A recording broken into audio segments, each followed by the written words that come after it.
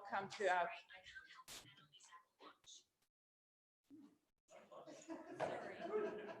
Siri saying I can't watch. So I'll open with a prayer for us, everyone. Etu.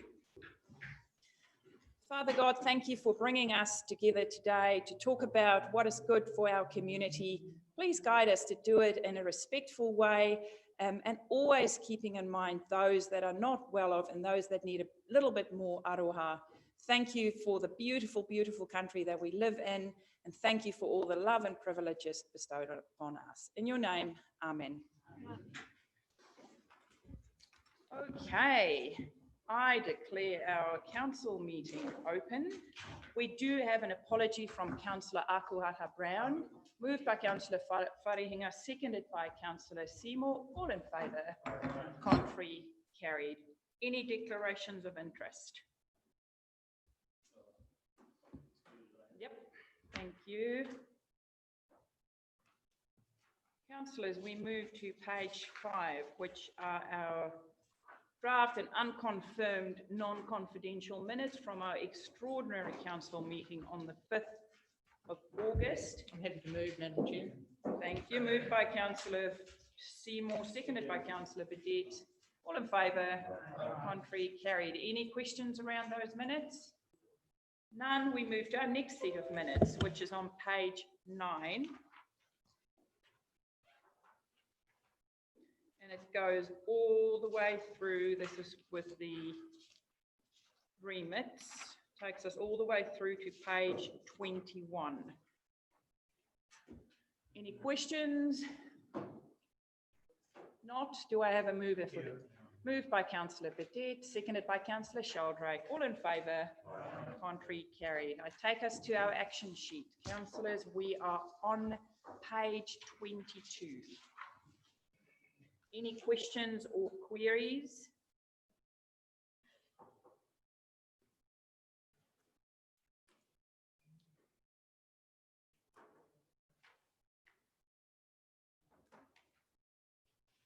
I had a question of Ms. Conn. The code of conduct that is in the review process, I assume that councillors, once the review has happened, will have a workshop or have some input before we adopt it. Is that the process that you see happening? Yes, we will not draft up a completely new code of conduct until we've workshopped with councillors. Fantastic, thank you. If there are no other questions, we move. Our next page is 23, which is just our action, our governance work plan. Any questions or queries around that? Nothing. Councillor Dowsing. But just November's looking fairly light, is that? Thank you. So we have no leave of absence, no acknowledgements and tributes. We do have a public deputation, and I welcome Robin and Kay to the front here today to talk to us about Makarori and what is happening there. Councillor Seymour and myself had a meeting with the community, and they are here today to chat to us about that. Welcome. And you can just leave the microphone like that and we'll pick up. Oh, there's another question. No, you shuffle on by close to me. These microphones will pick you up. The floor is yours, and the process is that you've got about 5 to 10 minutes to chat to us. And councillors can ask questions to clarify. It won't be a debate. Okay. So at the end, they'll ask some questions for clarification of you. Thank you. Okay, so good morning, councillors. I wrote to you a few months ago, so you know who I am. I'm Robin Busby. Our community is being vandalised by off-roading.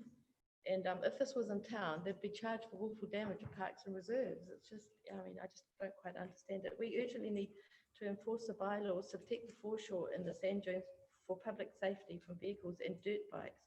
Makarori is a jewel in Gisborne's crown and is for everyone to enjoy. The management plan for Makarori was due to start in 2010. We need to urgently act before it is too late to enforce council and traffic existing laws with fines, and because the warnings are not working for bikes and vehicles on the beach. Thank you. Thank you. So, yeah, the big issue for us today is the driving on the beach that I know is covered in the reserves bylaw, however, it's not enforced. There is dangerous, it's very dangerous for the children that come out to the beach. We have lots of families playing on the beach. We cannot play frisbee anymore, we can't play cricket anymore, we can't dig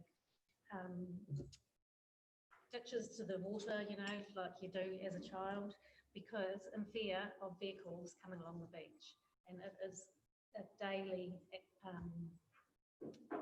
thing right along the beach. It's wrecking the sand dunes. I have some photos. If anyone's been out there more recently, the dunes are just being desecrated. It's just shocking. And it's really sad for our community to see that. It's, you know, we have a lot of people coming from town out there, from all over the world out there. It's a well-known beach. So we just want to put a stop and think that driving should be prohibited on the beach and it should be enforced. And that's I mean, there's lots of, I know there, I've done, there are a lot of relevant acts and bylaws that can be cited around this. There are other districts that have the laws and restrictions in place. And it's not only for our beach, but, you know, maybe we could set a precedent on our beach and then it's a community for the town beaches, because I know vehicles drive on the town beaches as well that are unwelcome. Yes, and we know this is not just peculiar to our beach.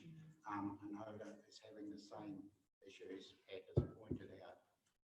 And the problem is that it's classed as a road. So we don't have any power. They just come back at us. It's a road. We can do whatever we want here. So what we'd really like is for it to be changed from being a road. So something can be done about it. So the speed limit for the road is 100, but State Highway 35 now to town is 80. Just a question, Robin, just from following up from our meeting, is that since we've had that meeting, yes, there has been active communication yes, from yes, Dion talking about bollards and rocks, and then ultimately reviewing yes. the But the bollards and rocks aren't going to stop the dirt bikes and the noise and that generates. And the vehicles. And the vehicles, because they can get onto the beach anywhere. They can just run anywhere. So ultimately, it's the management plan. It's the management plan, yeah. Questions, Councillor Seymour and then Councillor, oh my goodie, everyone wants to ask questions. Councillor Seymour, you go first and then we'll go that I way. was just wanting to make it clear to our visitors, thank you, that we can only ask you questions, so I can't engage in advocacy, so I just wasn't sure if that had been made clear. Thanks. Foster, Wharehinga, that side. Yeah, thank you for that.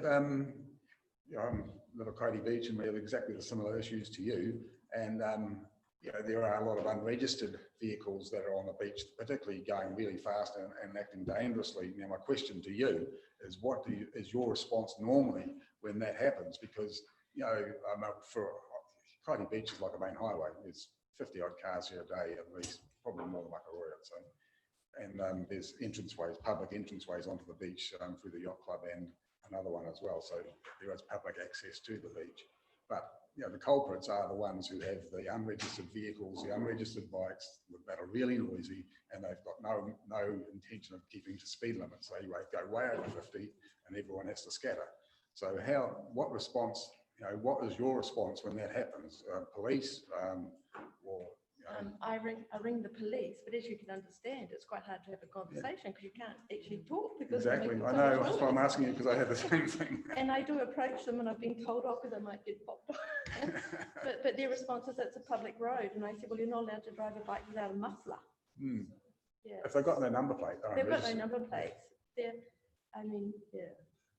It's not just the driving on the beach. You know, I took a photo of someone the other day that was driving in a ute with two kids hanging off either side of the vehicle and going through the creeks. And so it's just dangerous.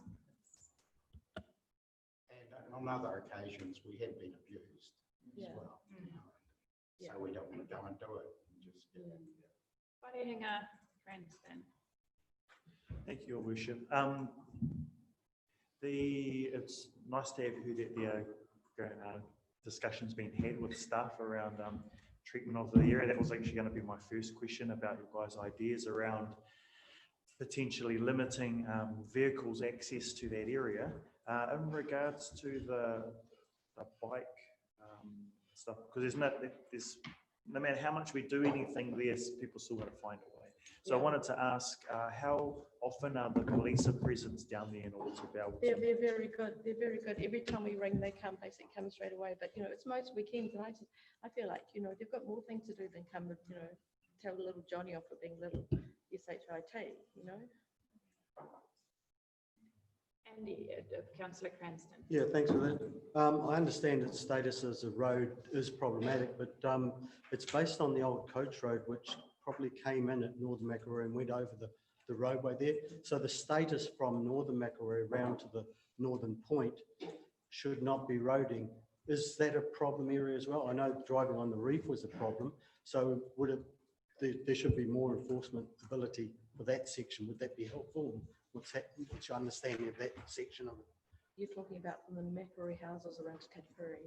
Pretty much from where the car park is at Northern Makaroo to the Yes. Northern Makaroo. Yeah, it's the issue is the whole beach. From Yeah, I'm just. And round, do they go right round? I'm not sure, do they? no, No, on that beach section, I know we've had it in front of us before, driving on the reef for a start, It is. at low tide. And also the beach section from where the car park is, going around past the houses using that part of the beach as well, which isn't actually a road. Does it help? Is that a problem area as well? That we could enforce something, and what I'm saying is Sorry, we, I'm a bit confused about which area you're talking about. It's not part of the. well, the road. legal road, which was used as the old coach road, went along the beach, but then when it got to where the northern car park is, Yeah. it came back onto the road and went over the hill that way. Yes. So from there on, there is no legal road. So, So are you saying Makaroo Beach Road is not? a- no, going north, Going north on the beach. going north past the house, the beach area that goes past all the houses and includes the reefs and all that. Yeah. I mean, are there problems there? Because Yes, as yes, that's not a yes. road, we should be able to enforce some issues there. Well, Yes. yes, because that is where, I guess, the main families. Yeah, that's stay. right. And so, although it is all along the beach, but it is that area where people come to spend their day on the beach. And there is the road right there. Why simply park on the road? People are coming out to the beach and they've got dirt bikes, bringing their, older parents out for a Sunday, or for a drive, and having to leave because, the noise is horrendous. It should be for everyone. Question, councillor Robinson, and then last question, councillor Seymour. It's very quickly by way of clarification. So the Land Transport Act 1988, as you know, a beach is a road. Yeah. Just because of previous use, it won't shorten that definition. Yeah. A beach is a road by law in New Zealand. Yeah. But thank you for your presentation, and we'll do our best. Question. But there are council bylaws regarding noise, yeah? Well, and speeds and prohibited vehicles and, All those things are right, but of course, that we don't enforce the Land Transport Act. That's We are only asking questions of clarification. Councillor Seymour. Thank you. I'm going to phrase mine. That's very good. Thank you. That you have, I understand that you have had relationship with council officers with respect to the bollards, but have you had any relationship to date with anyone with respect to driving vehicles on the road, on the beach? Because that is actually what started the conversation, Richard, wasn't it? yes, And well, Rhett and I I came. think I emailed back in November 2008, and that was in my initial contact regarding driving on the beach. So I think supplementary, that- it's for the safety of everyone, yourselves Yeah. and the children that come from town and families that come from town, that you would like council to do something Yes. about it. Yeah. I mean, I've got Absolutely. photos here if anybody wants to look at any photos. Thank you. Children playing. We'd really like it modelled on Hawke's, where you can launch boats off the beach, but no cars. Thank you very much. Thanks a lot. We'll try to get that moving. For that. Yes, please. Thank you for that. And thank you for, I've just searched my emails and see that you've been actively in contact with our council officers. And they've been in contact with NZTA and DOG. So I'm very happy to see that it Yeah, is it moving. is moving. And then the next step for us is to talk about the Yeah. management. Thank you for that. Thank you very much. Can I Okay, just, thank can I you. just say one more Yeah, thing? Like, you're talking about the management plan, but what I would like to see is the prohibition of vehicles on the beach first before a management plan, because a management plan goes for a long time. If we could just get that prohibiting vehicles on the beach in the first instance, and then incorporate that into the management plan, that would be preferable. Thank you for listening to us. Thank you.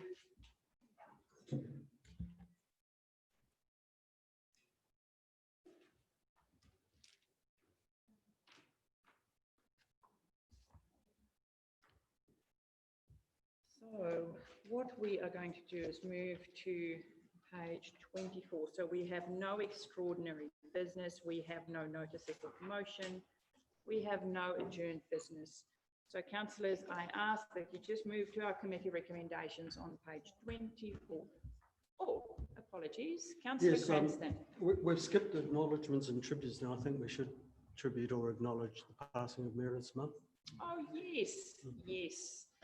So I ask that everyone rise. Our dear friend Meredith's mom passed away 2 nights ago. Our love and prayers are with her whānau, and they're in Waikato for this week, and she will come back next week. So we're sending all our love to her and her whānau.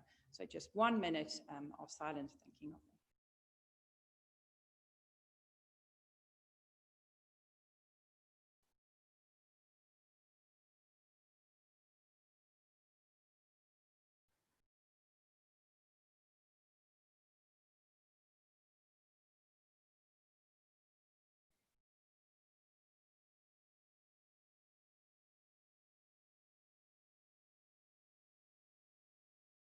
Thank you. Thank you for that, Councillor Cranston. I ask that we all move to page 24, where there's just a committee recommendation, which was passed, moved by Councillor Cranston, seconded by Councillor Dowsing, all in favour, contrary, carried. We move on to page 25, which is our heavy freight route consultation summary. Who is going to Sally? Yannick, welcome to the table. And I also want to acknowledge the work you did at night with the public in the foyer, talking to them, showing them on the interactive maps about these routes, and then getting and collating all that information. Thank you for that. So I assume you're going to give a quick chat, and then we will open the floor if there are any questions or discussions. Thank you.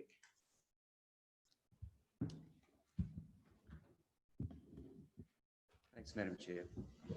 Kia ora tātou, nice to see you again. Heavy vehicle routes, pretty hot topic. It's been around, it's been as long as I have. Actually, it's one of the first things that I cut my teeth on in 2013, about 8 years ago. And it was as contentious then as it is now. And really what it reflects is just how contentious it is with the issue of trucks, heavy vehicles going through the city to get to the port. It's just an historic challenge. The port being where it is in the city, being proximate to the port, it's always been with us, that challenge. And with the increase in the volumes of logging trucks over the recent years, it's compounded the issue, and it's brought it to front and centre once more.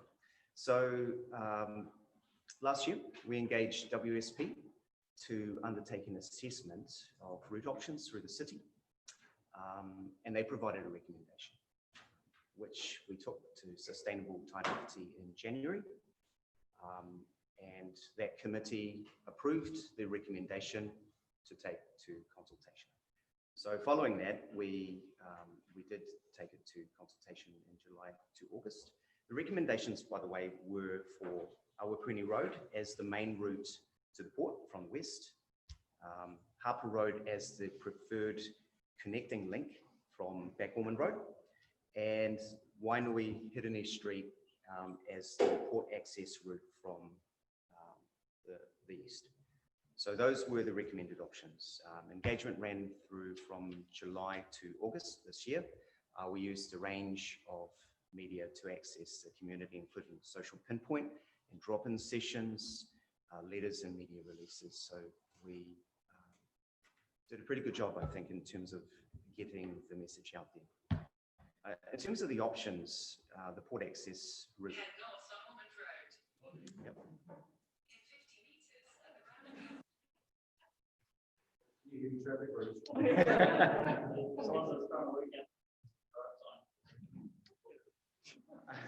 Thank you, Jan. Thank you. Just quickly, in terms of the options, the port access route seemed pretty clear. That's people mostly preferred the Wainui Road, Hirini Street access option over the port. The Awapuni versus the Ormond routes are less definitive, but overall the results did come in slight favour of the Awapuni Road option, which is what we are taking to the table here today. But given the nature of this topic, we rely on you to consider the veracity of the recommendations to help us consider what is appropriate for the traffic and parking bylaw, which is the vehicle for bedding in the routes that we're talking about today. Thank you. Thank you for this. Councillors, I know that everyone would want something to say, so just make sure if you do have something to say, you will have one turn. So get all your thoughts together and then lay it out there. Who wants to go first? Councillor Cranston and then Councillor Worsnop. Yeah, thanks for that. I am in favour of Awapuni Road, but it does come with a sort of a hope that the quality of the road between Lytton and Custom House is of the highest standard and it can be maintained at the highest standards. So it probably needs a real good look at by Waka Kotahi. And also there was discussions around the courthouse corner, which is going to be very problematic with the trucking. Is there going to be any activity there? Because, you know, we're going to be really extending the trucking usage of that road, and that corner is going to be very problematic. We did discuss some realignment there at some stage. I'm just not sure where that's got to now. So yeah, my concerns are absolute highest quality of the roading from Lytton to Custom House because of the residential build up there and the need for them to have it as quiet as possible and as smooth as possible, and just the how problematic that corner could be. Thank you for that, Councillor Cranston. Councillor Worsnop. Thank you, and thank you for this report. My comments are around the no reasons on page 42.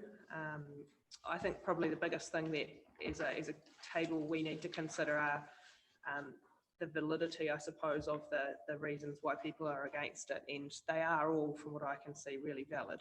So if we commit to this, and it does seem logical to commit to it, we also probably need to commit to substantially elevating what our idea of Awapuni Road is, because we do need to account for the fact that there's a school. We need to account for the fact that there's currently a lot of parking that happens on that road, which I drove it last week with the heavy traffic route in mind.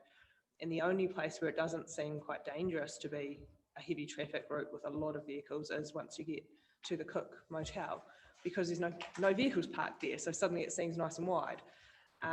So we really, to my mind, there's quite a bit of investment going forward that needs to go into that route, and we need to take into consideration those submitters who have said very clearly in its current state, this is how it's going to affect us. So therefore we need to respond with, well, we're going to endeavour for the current state not to be what you're having to contend with extra traffic. Thank you. Advocate for that because it is a state highway. Okay, we have Councillor Faulkner and then Councillor Foster and then Councillor Badette. Thank you, Your Worship. Excellent report. Thank you very much. My concern and those of the people that I speak with is the Makaraka corner. You are again sending heavy traffic past a number of schools, and we understand that, that's the nature of our East Coast roads, is that there are schools alongside them. So I don't hold that against this route per se, but I would like to ask whether or not there is consideration of shifting, I'm not entirely sure of the correct term, the state highway out of Makaraka to an alternative route, which would then allow for the funding of that road to still sit with the state highway, but take the heavy trucks out of that particular corner and indeed out of that community. Thank you. Thank you. Thank you for that question, Councillor. Yes, that was one of the things we discussed at length at the drop-in centres, actually. And there is potential, I think, but there is a much longer conversation to be had around the logistics of undertaking that in terms of redesignating the roads, realignments, and making that happen at the end of the day. I guess, what we're trying to achieve is something in the here and now, so we don't end up creating more delays in this conversation. So perhaps that could be a step for further consideration. And actually, this is not dissimilar to other, perhaps more grander solutions to the port issue. For example, the road around Tituranga as an option, and I understand there was a bridge proposal some time back as well over the inner harbour area. So there are sort of bigger ideas, I guess, that need a little bit more time to gestate. But what we're really relying on here is what is in front of us, I guess, as a realistic option to confirm. Supplementary to that, the planning for the here and now strikes me as part of the problem that we find ourselves in as compared to planning for the future. I would leave it with that, but I personally believe that we should be looking more at that alternative option. Thank you. Thank you for that. We move to Councillor Yeah, thank Foster. you. I'm happy to move the report. I commend staff on it. It's a great report, and we've been through a lot of consultation. I've been to so many meetings over the years with this heavy traffic route, and the surface of the road is critical. I totally agree with Councillor Princeton on that. I think that is really critical to the residents in all the areas, is having a high quality surface that is well serviced all the time. But the pinch point is Harini Street, Wainui Road. That's the pinch point, and I've been at many of meetings where I've heard all the different scenarios, and I travel it on that intersection about 10 times a day, and I know it so well.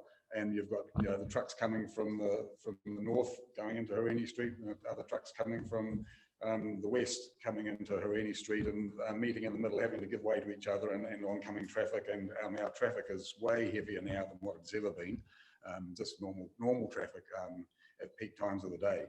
And so there's a lot of congestion. So that to me has got to be the critical part of the whole remedy to this, to have more free-flowing activity getting into the port. But great report.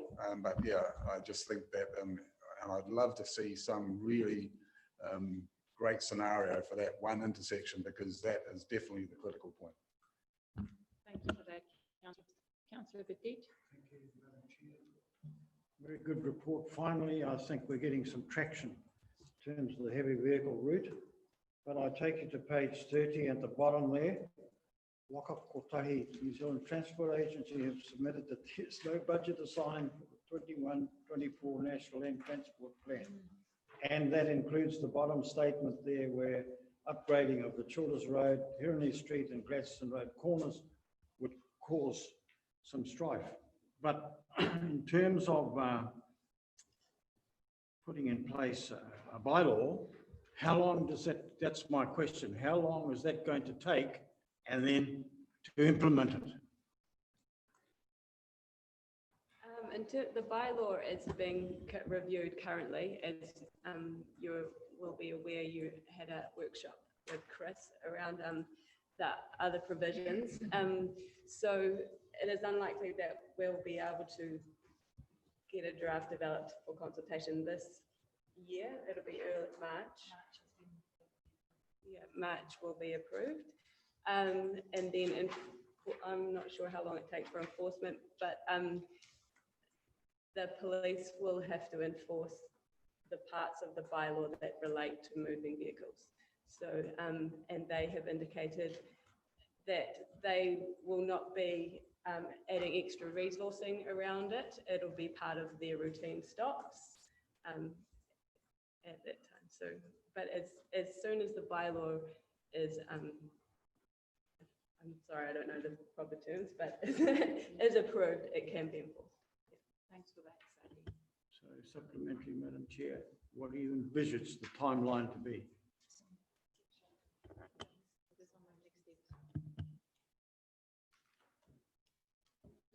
Through your worship, it's on page 37, next steps. It outlines the process. So December is when we expect that a draft bylaw will come to council, and then that will go out for consultation with hearings in February and hopefully an approval in March.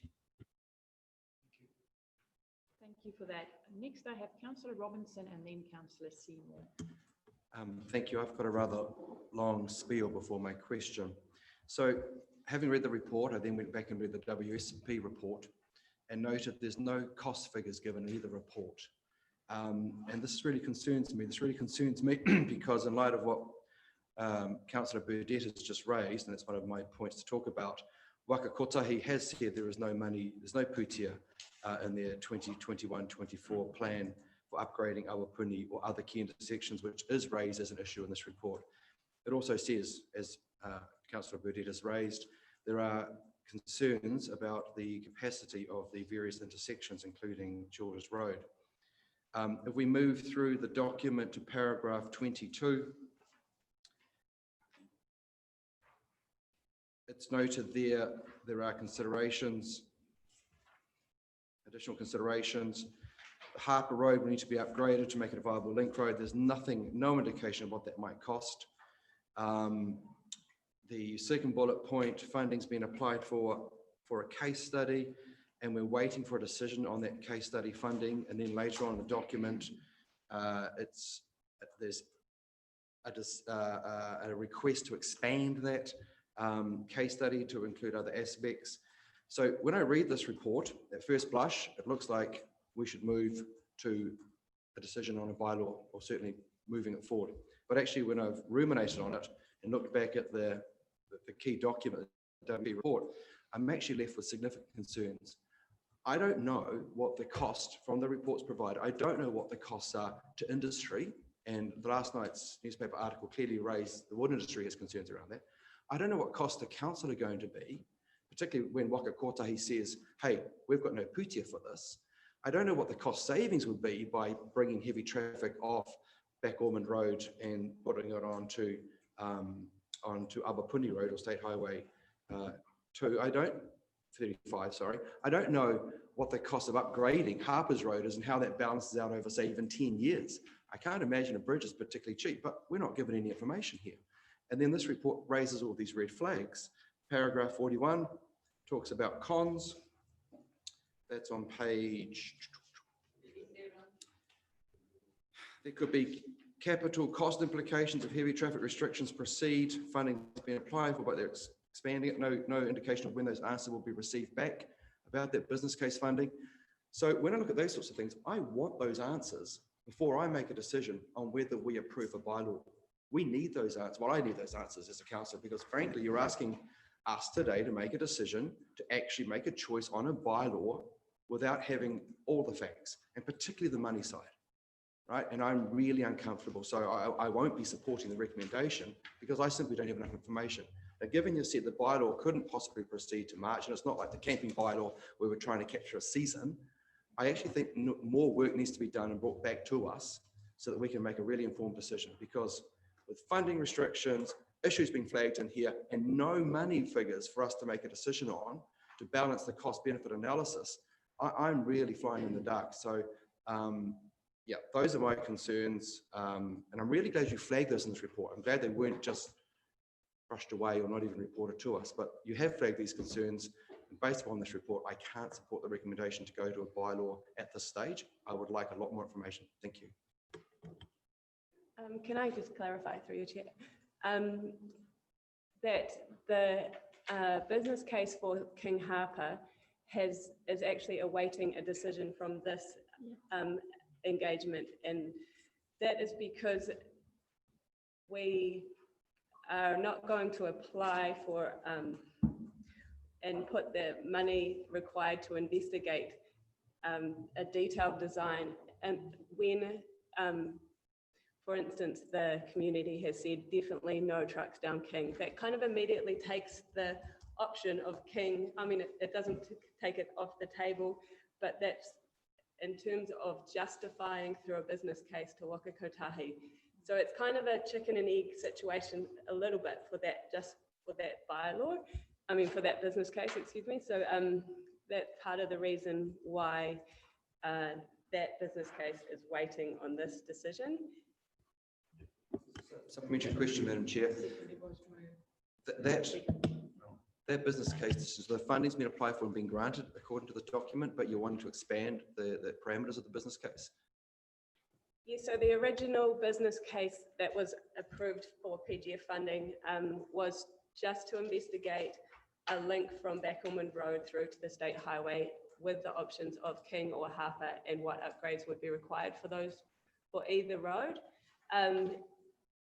Because of the delays with this decision and the heavy vehicle question, the funding for the business case still has been approved, but the funding for upgrades has gone back to the PGF kitty. And so as we develop the new business case, it has the scope to say, well, actually, we now have a decision or not. If we have a decision on which route we'd like to take, what intersections could then be improved or need to be improved for that as well. So supplementary question, the business case was approved, has been funded. It's not contingent upon us saying we are going to have a bylaw, because you need the information from the business case to influence or to inform us in the decision of whether we have the bylaw, because it might be that the actual cost of those upgrades is prohibitively and far outweighs the cost of bringing traffic down the Back-Ormond Road, correct? In the WSP report, it was given an estimate into like a rough cost figures. And it was noted in that report that there were upgrades required for both routes. Harper would be more expensive, and I can't give you the exact figures, but it was, I don't have them in front of me, but it was. Yeah, so through your worship, they used so the criteria in there, and while there may not have been the actual figures, the data that fed into there provided an estimate around qualitative information and an assessment also, and quantitative assessment based on the travel and distant times. We looked at what it would cost to maintain levels of service on both routes, and if we were to continue using the local road as well. And then that fed in also around maintenance costs. Behind this, before this happened, there was the Integrated Transport Priority Plan, which Council worked with NZTA and a number of stakeholders, and just what Sally has been saying is that it came down to, well, what's the preferred route before we start investing into these areas. And so the Hirini Street intersection was one that we were really clear that it needed some work, but we needed also to do this part of it. So there has been backstory that's led up to this piece of work that does provide that information and some of the numbers that are there. Thank you. Councillor Seymour and then Councillor Shelgrave. Thank you, Madam Chair. And I just need to declare that Councillor Robinson and I did not have coffee this morning. My issues are exactly the same as have just been raised by Councillor Robinson. I mean, the paper is completely silent, short of saying, you know, there's no financial implications. That's what it says first. And then it says there's capital cost implications. This is 39, 40, 41. And I mean, I can't see that we're gaining hugely as someone who drives past the end of Crawford Road and along Wainui Road, just not several times a day, but pretty much every day. There's a lot of residents in Wainui Road that come past that Harris Street corner.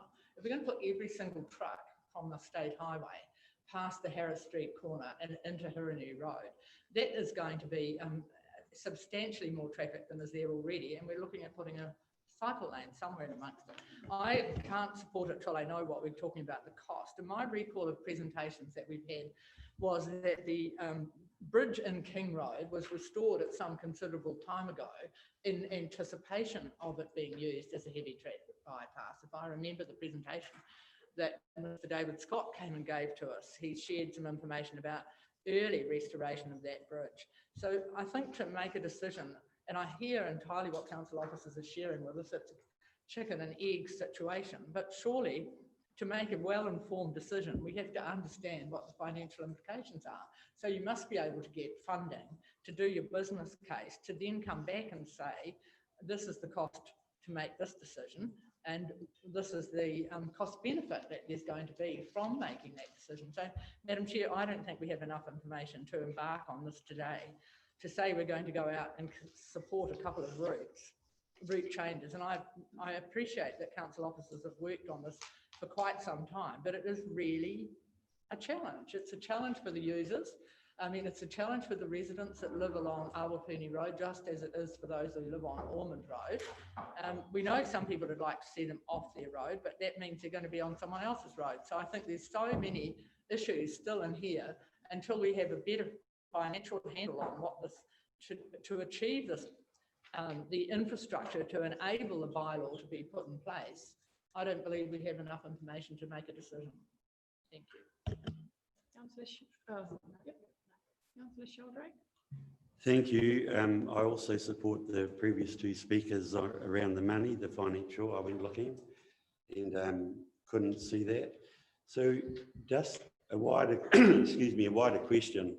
We're asking every big truck, hypothetically, to come down that one route, to be Awapuni Road, sorry. Yeah. The state highway. Do we need, today, roughly how many trucks a day would be running up and down there? 4%. Yeah. In numbers, what would So I have the numbers from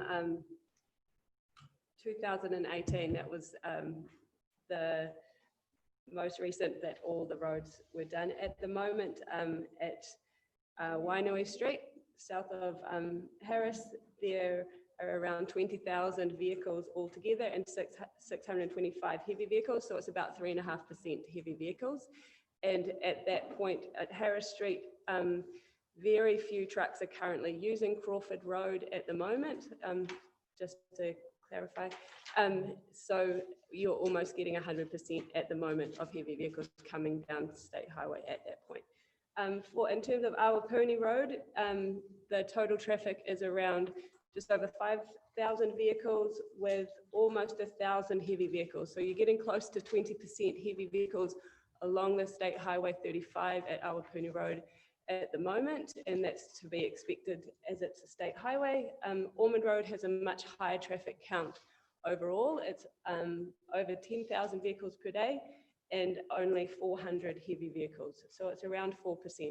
So when you're looking at moving those 400 onto Awapuni, it would be and it says it would be an increase of around 20 to 25% heavy vehicles on that road.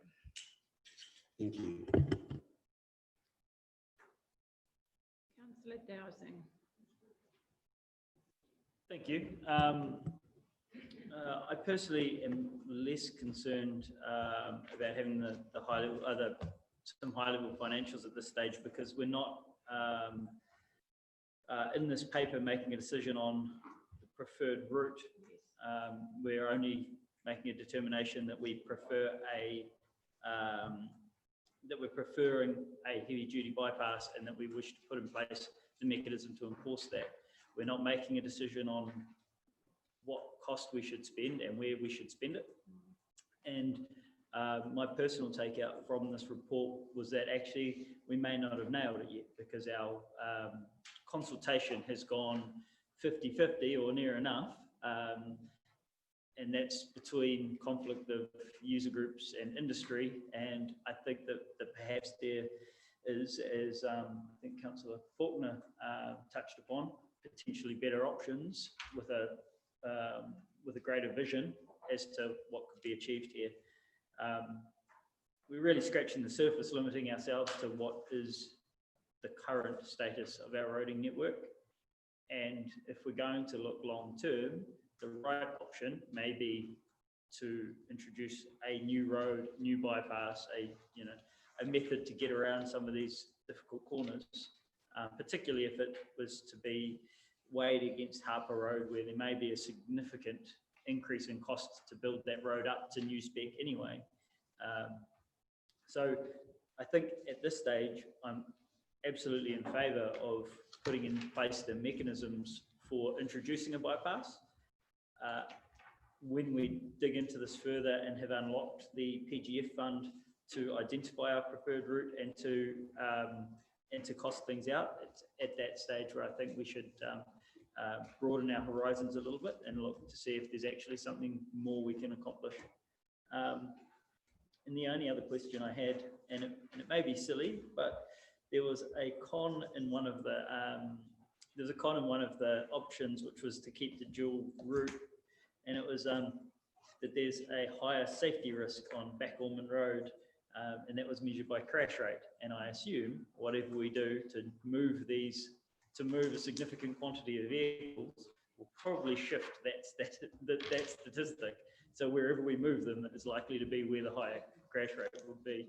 So if we're going to use that as a con, it should be a con across all of the options that will be shifting burden of traffic and potentially increasing the crash rate in other areas. I'm fairly sure that that crash rate has not been attributable to heavy vehicles, though. So it is a stretch of road that has been indicated as a higher risk on the Waka Kotahi mega maps, but it is not necessarily attributable to heavy vehicle traffic. And actually that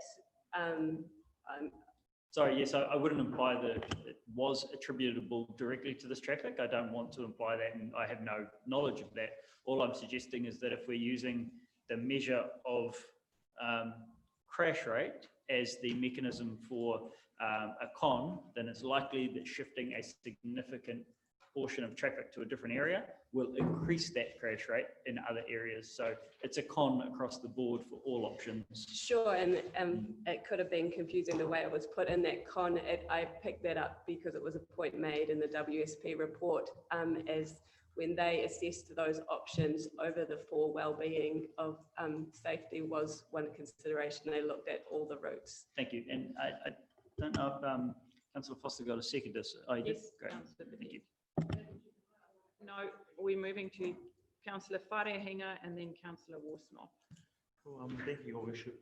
I do want to echo the concerns of the previous speaker in regards to encouraging us to continue to seek alternative routes, because while we're making this decision in regards to consulting about this draft bylaw, which I do support, we have to start somewhere in order to have a conversation with all the other parties. Something has to come first, and this is the part that needs to come first.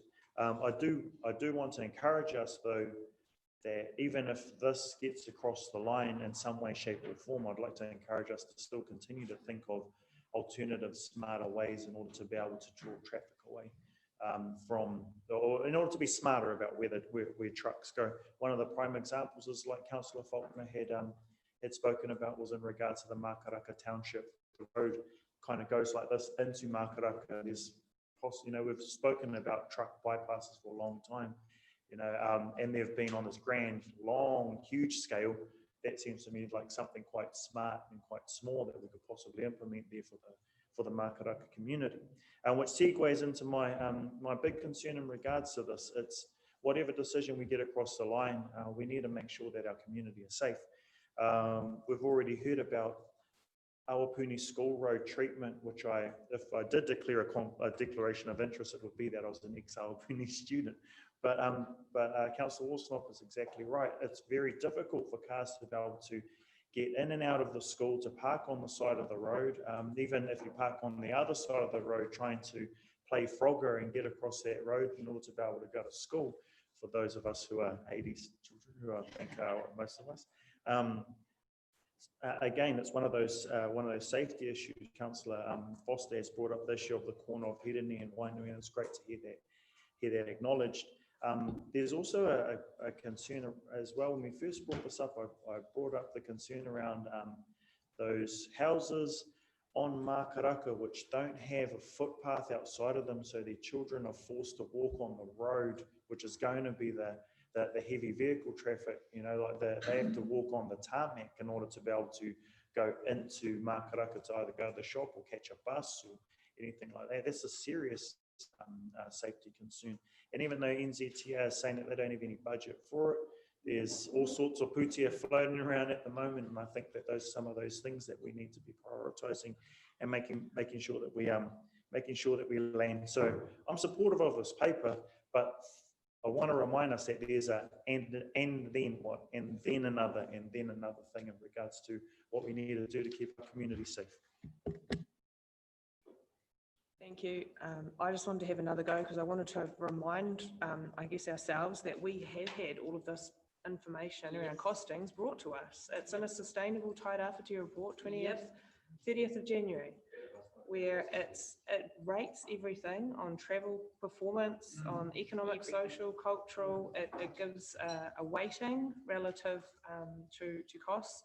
It gives the shell of what you can expect for different routes, whether a bridge needs upgrading or not. And while it doesn't go down into the detail of costs, which you can't do before you've got a business case, it does, I think, provide enough information to guide agreeing on which business case should be the business case, which is, I think, what is before us.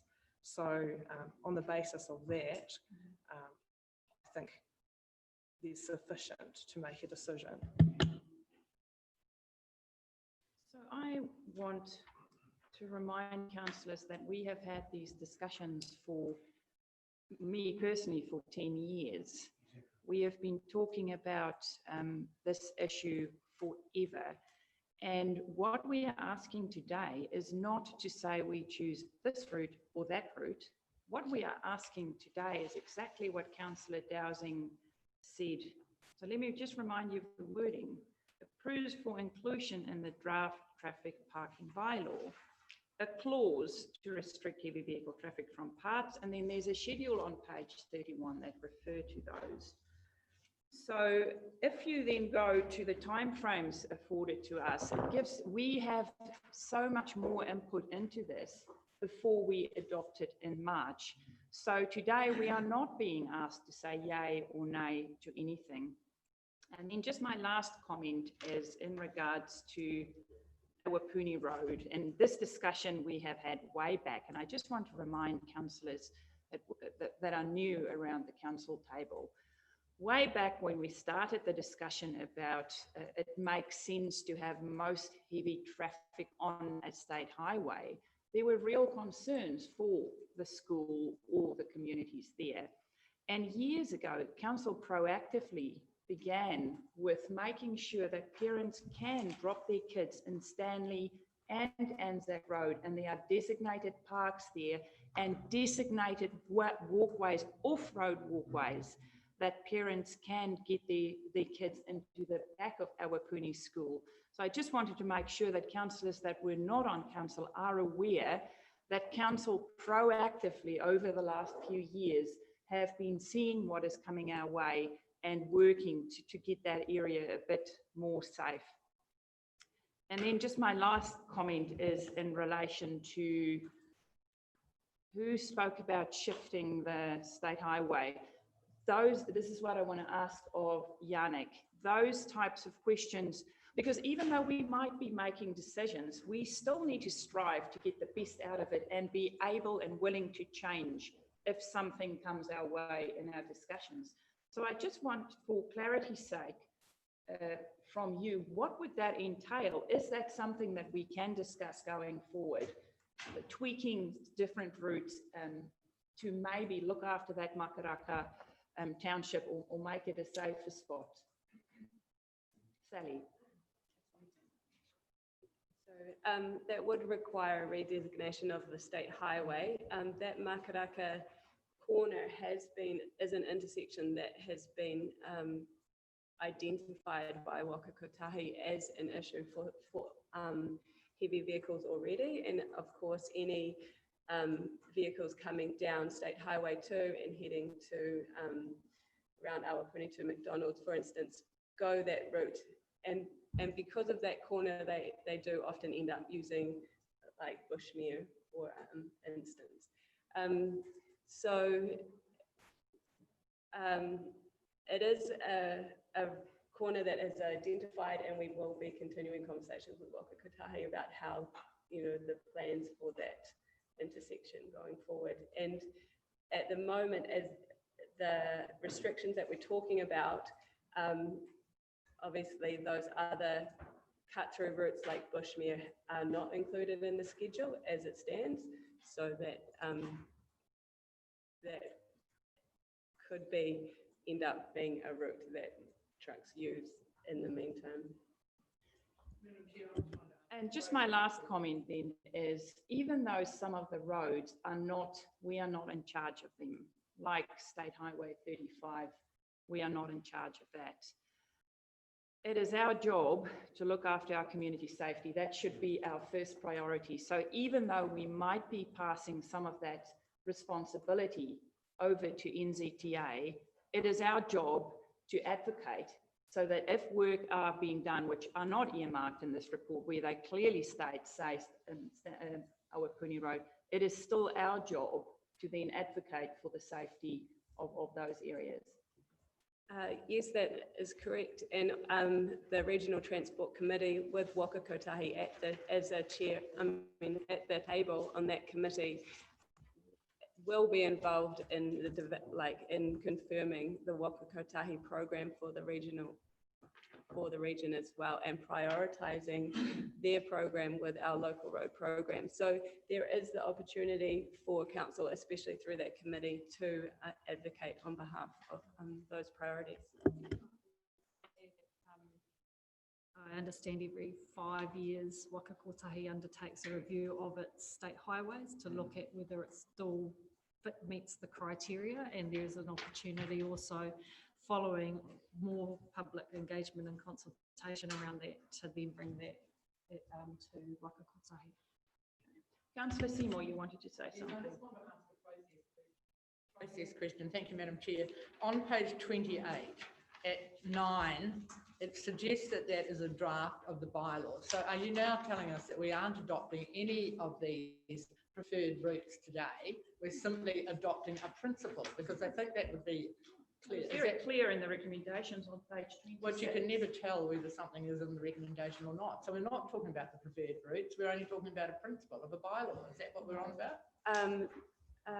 No, for clarification, we are looking for a clear steer on what you would like in a draft schedule for the bylaw. So the under paragraph 31, sorry, I don't have the same page numbers. The schedule is on page 35. On page 35, paragraph 31, there is a list of roads that we are recommending for restrictions, and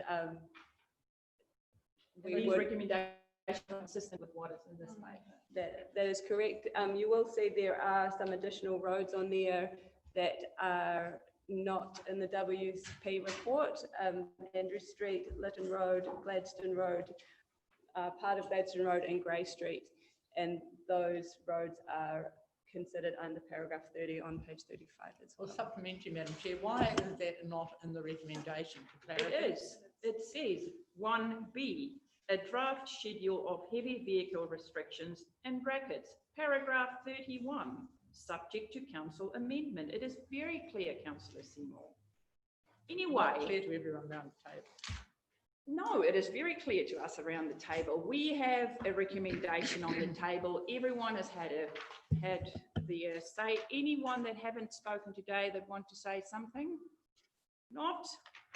So at this stage we will have that. Page 26, we have a recommendation that the council approves for inclusion in the draft traffic and parking bylaw a clause to restrict heavy vehicle traffic from parts of the roading network. And then you can see under paragraph 31, a draft schedule of those heavy vehicle restrictions. I have a mover in Councillor Foster and a seconder in Councillor Bidette. All in favour, hands up, please.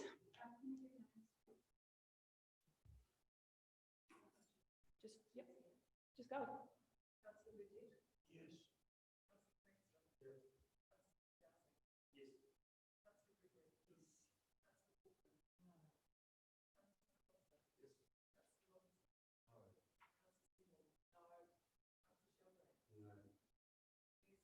Yes.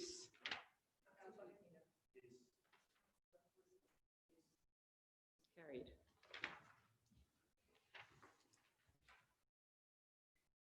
So we are going to swap over a paper. We will be getting Bruce Robinson in now. Heather, is he ready to go?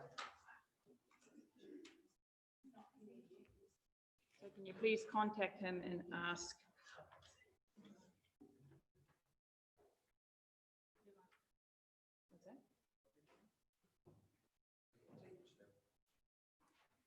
But I thought Bruce is just available till 10:30. Because if he's only available till 10:30, we need to do it now because we won't have time. Okay, so people quickly grab a coffee and come back. Thank you.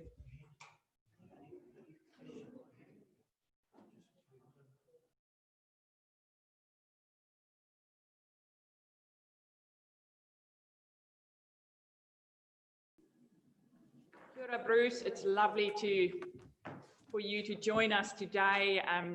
Thank you for taking the time to catch up with us. We have got all councillors on our Ernst & Young closing report. So if you want to make a few comments around that, and then we can open the floor for some questions if there are any. Thank you, Bruce. Thank you, Riet. Appreciate Might have the to turn up chance. the volume a bit. All right, how's that? Can you folk all hear me now? All good, Thank you. I can see Nadine nodding. Well done. Look, thank you, Riet, for the chance to join the meeting. I guess effectively behind the scenes, I have just been on behalf of the Audit and Risk Committee been doing some necessary closeout work with the auditors for the paper you need to consider, which is clearly the adoption of the annual report. So yesterday, I, Pauline, Nadine and some of the others met with the auditors from Ernst & Young just to discuss both the annual report and also, in effect, the various bits of documentation that go with it. So there is obviously the annual report to adopt. There's also a letter of representation which Riet, you and Nadine need to sign to the auditors representing a number of things which I'd like to just refer to. And obviously there is also their opinion that they will put on the annual report once we have adopted it. So look, if it's okay with you, I'd like to just make some brief comments about the annual report, brief comments about what the auditors said, and then brief comments about the opinion and the letter of rep. If that's okay, that's I can do that in about 5 minutes, which hopefully is sufficient. If that's okay, Riet? Yep, all good. You can go. Brilliant. Thanks, Bruce. So look, you have in front of you and the annual report. And look, I don't propose or necessarily see at this stage of the cycle that there is value in going through that in detail. Can I say that I have gone through that, and I think your annual report is a very good annual report. The striking features for me are its clarity, it's informative, and I certainly think from your perspective, you are being incredibly transparent with your community. And that includes probably the most noticeable feature this year, which is the impact of COVID on both the financial results and the non-financial results of council. I always put equal weighting on the non-financial results as well, because after all, we're in the business of delivery of outcomes, but in the form of levels of service to our community.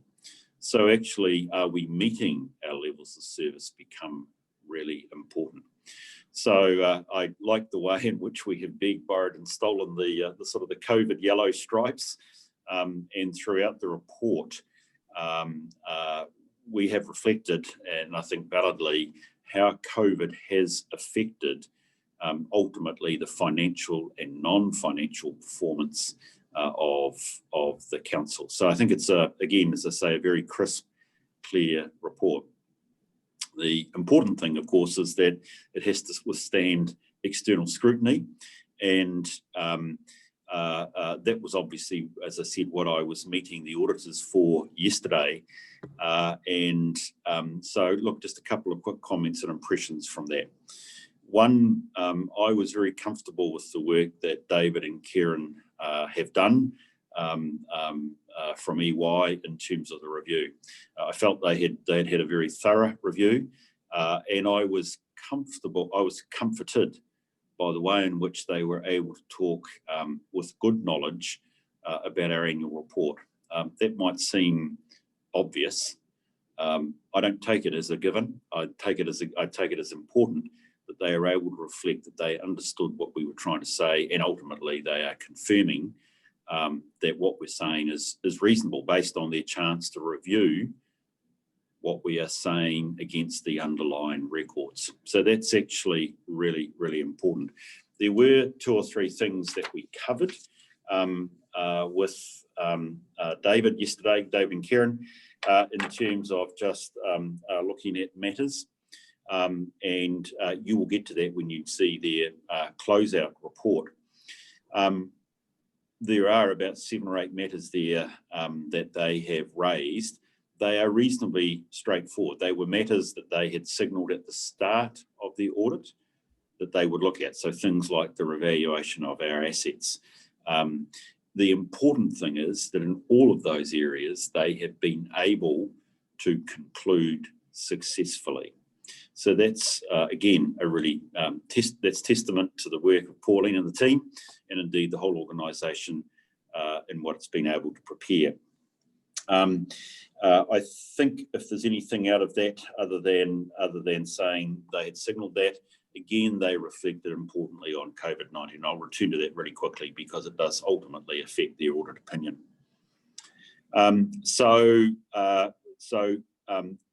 In terms of auditors, we always have a discussion about actually how we represent things. When you get to look at that closeout report, there is one difference. Where at the moment we have a different opinion to them about the accounting treatment. It's actually related to ETS credits associated with the forest. We could have a discussion now about it, but it's highly technical and I suspect would waste time. It's about $2.8 million. They have a view about the way it should be treated compared to ours. It is something which I've suggested to Pauline we may want to engage with EY in the course of the coming year. The important point is the difference is not big. In the words of an auditor, they are not material, and therefore it's just noted as an unadjusted difference. So apart from that, they agree with what we're showing in here, both from a financial balance and from a non-financial representation perspective. So that's good. And they're obviously in a position to proffer us with opinion if we choose to adopt these annual reports, this annual report. Their opinion, most importantly, in the way that we're probably all used to, is unqualified. So that means it has nothing on it that says there's any problems. In fact, to put it positively, they're saying that our annual report fairly represents our financial and non-financial performance. It's a great position to be in. Again, I'm sure as governors, you take that as a given that Pauline and Nadine will front up with a report that is faithful. It's always good to get the tick that actually says that is the case. There is one difference to the opinion this year. The auditors well signalled this before the audit started, and there is an additional paragraph to the opinion. It's called what is known as an emphasis of matter. And that's referring to the various disclosures that we have in the annual report around the impact of COVID-19. And so there is an extra paragraph in the opinion. And actually, all it is saying is, readers, just be aware, COVID has been significant and it's affected our performance. It is not in any way trying to qualify what they have said in the report, which is that this is a good report and fairly reflects our performance. So the other thing that needs to be done is actually that the letter of representation needs to be signed. Letter of representation, for those that may not quite know what it is effectively a request from the auditors that we represent to them, that we have provided them with all the information, etc., that they need to have to undertake the audit.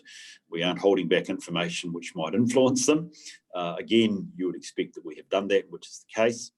The other thing that they are asking us to represent is that we actually are a going concern. A going concern, again, is a technical phrase. Simply put, means that we can pay our bills when they fall due. And from my reading of the balance sheet and our financial performance, we have no trouble there. So, Red, I think at this stage, really, I guess I'm here to reflect. We've had a very good audit. I'm comfortable as your independent chair with the form of our accountability. We have had an effective audit from our external auditors, and I'm comfortable with the nature of the results they have found, and you will see in the closeout report when you get to it.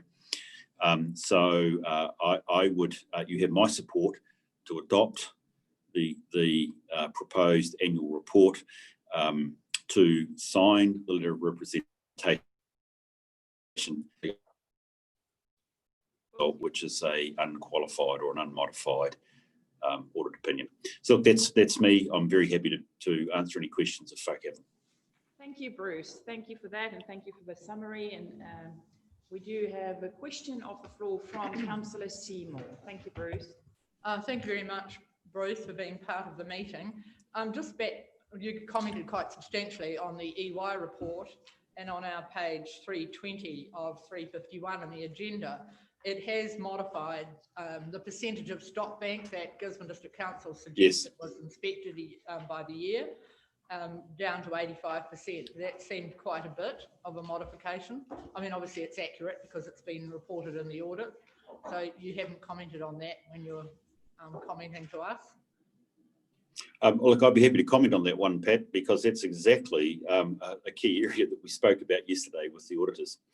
The actual, how shall I put it, the report as it appears in the closeout report is slightly confusing. So if I could clarify, we have as a target that we will inspect 25% of the length of our stock banks for their effectiveness and that they are up to scratch to meet a 1 in 100 year flood.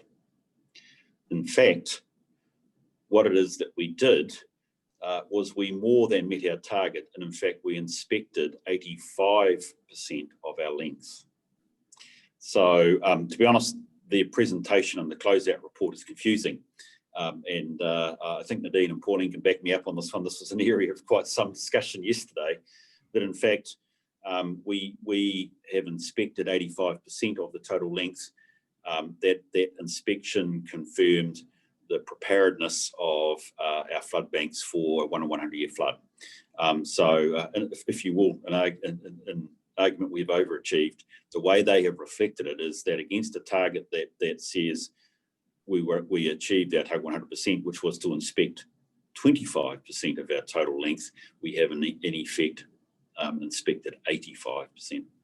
So aren't they then misrepresenting what the target was? Because in actual fact, if someone picks up the audit report and only reads it in isolation and doesn't have that information that you have now provided to us, it looks like we were to have inspected 100% and failed to do so. So I do think that, you know, is that something that you ought to take up with them so it better describes A, the target, and B, the fact that we did achieve it, because that's not what this paper says.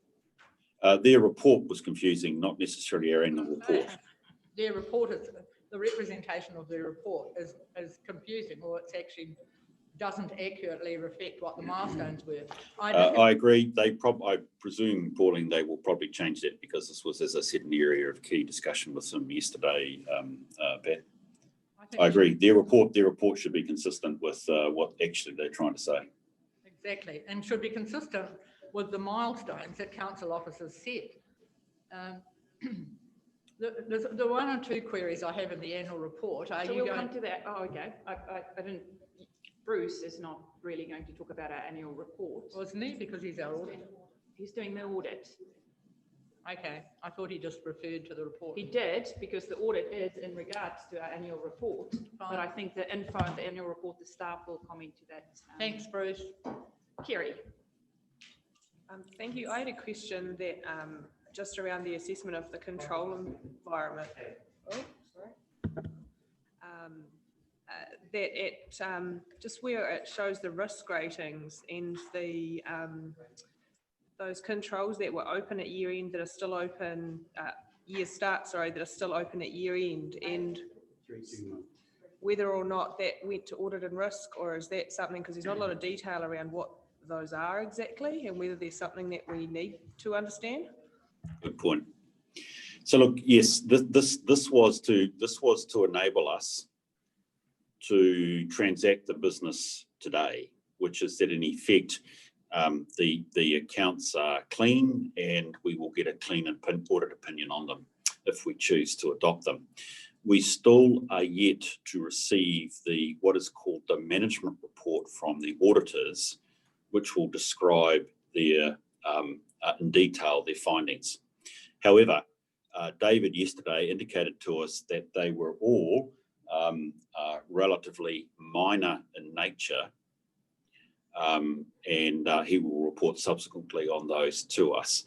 In terms of the annual report, those issues that he's going to raise with us, and there are new points, two of them, don't affect what we actually are reflecting in our annual report.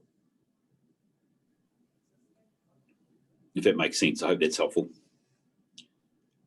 Kerry's just got a supplementary question, Bruce. So those controls that were open at 30th of June 2019, do they remain unresolved? Yes, they do. Until the auditors cleared them, they are open. And I can assure you the Audit Risk Committee will take up with Pauline the status of those actually in terms of when we get our management report. Yes, they are still open. Thank you for that, Bruce. Any more questions from Bruce in regards to our year-end audit report? That is on page 305. Do you want to move the report? Councillor Dowding moved the report. Councillor Wharehinga seconded the report. If there are no more questions, I put it to the table that we note the contents of this report. All in favour? Contrary, carried. Thank you, Bruce, for joining us today, and we look forward to catching up with you at our next Audit and Risk Committee. Sure. I look forward to that as well. You guys have a great day, and I hope the rest of it goes well. Thank you. Bye-bye. Councillors, now we move to a presentation on our annual plan. So sit back, relax, and then we will... No, I did say I'm going to swap around some stuff earlier, and this is the swapping happening. So we are now on page 58. And these two documents that are in our agendas is what we will be talking about, and that's where Pat's questions and any questions that you had after the presentation we can ask. Thank you, Nadine. The floor is yours. Thank you for your worship. So we thought we would do something different this annual report year, having sat at many AGMs and listened to the successes of other organisations, and I think it's an opportunity for us to talk about the things that went really, really well, and also hear from our directors in terms of how they thought things went and their highlights, but also some of the areas that we will be looking to work on for 2020 21. So just to kind of set the theme in terms of our performance for this extraordinary year, we feel that we have finished, and you'll see in terms of the financial results, we've finished the year on a strong financial footing. Our net surplus we've come in at 91% of plan. Our overall capital delivery has achieved 79% of plan, with 93% of our critical infrastructure has been achieved. It's been a year of unprecedented grant funding. We've never had this much income and managed to spend it as we have done so. And on top of that, that significant thing that's been going through mostly all councils' plans, if not all councils' plans, is reports, is around COVID-19. And not only did we manage through that time through moving staff off the premises and working from home, but we also carried out the civil defence function on behalf of the region. And a particular highlight I wanted to mention was around the Operation Manaki, where we reached out to 7,000 households to see how they were. Rautaputo Ora marked a new period for our partnership with our iwi leaders and also significant community organisations like Trust Tairāwhiti. On top of that, there was a flood response that the team had to deal with as well. And in terms of our performance metrics, we've seen a significant improvement in overall resident satisfaction, recognising there are some areas that we will look to increase that satisfaction. Our mandatory measures in our annual report demonstrate that 90% of those have been achieved, and where there has been a variance, it's been an unfortunate result of accidents. And if not for COVID, we would have achieved higher than we did last year in terms of our overall performance measures. I want to also point out the redeployment program that we've successfully embedded, which is coming to an end soon in December, where we've gotten $23 million more investment into the community. On top of that, significant plans and reports that we have produced in terms of the spatial plan, and we did also this year, that financial year, captured our support investment into capital works and also the civic ceremony for 250. So it's been a huge year, and one that we very tired from, but I'm hoping we're not going to have another repeat of it this year. So what I'm going to do is, just because we've had, so Kate's departure, so I'll talk to the planning and development section, and Mr. White's not here today, so I'll cover off his team's highlights, and then I'm going to hand it over to the directors to also talk to their parts. So there's, in terms of the planning and development section, just a list of the things that, what really stood out for us in that the last financial year. So as you can see, we also did the annual report, the annual plan, which then got revised as a result of COVID, and then a decision made around reducing what we originally had in that annual plan. Our spatial plan, state of environment report, we provided back and worked with some of the communities that were really interested in getting engaged around our environmental science area. I've mentioned Rautaputo Ora. Lots of progress being made in terms of the meetings around the joint management agreement and a shared work program going forward. We put in place a structure around project management disciplines, integrated reporting, our new customer promise, He Pānui, which is our regular updates, and supports for civic ceremonies, as I've mentioned before. In that area, there are some things that we're going to be looking at going forward and improving in terms of our Māori responsiveness and engagement, both within the organisation and externally with partners. And also there's a lot more work to do, and we heard that from the resident satisfaction survey around embedding that customer service promise within the organisation to give more service. In terms of communities, so completed the Lawson Field Theatre upgrade, and I must acknowledge the support of the War Memorial Theatre Trust that helped that to be. The Ngāti Onioni partnership has kind of reached new heights. So our Whaia Titirangi program was expanded, but as a result also of supporting and working together in partnership, they're now with their new investment able to take on employees and deliver their own program. So they set themselves up independently, and it's really exciting, and looking forward to hearing more about how that progresses over the year.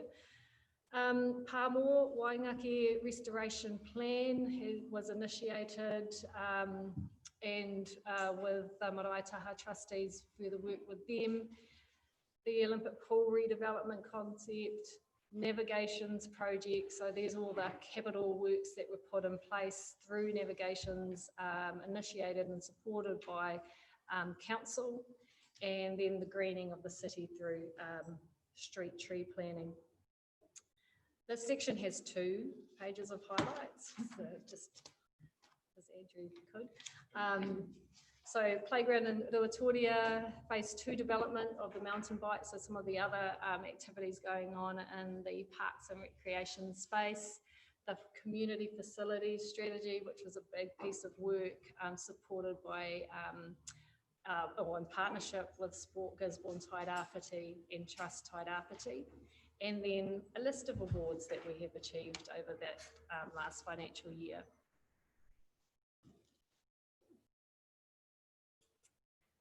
And then there's a focus area. And so one of the ones that you will note in our annual report that needs a lot more attention is waste management, minimisation and landfill. So that's a key area that we'll be looking at for this financial year, along with maintaining the other levels of service that we have in the communities.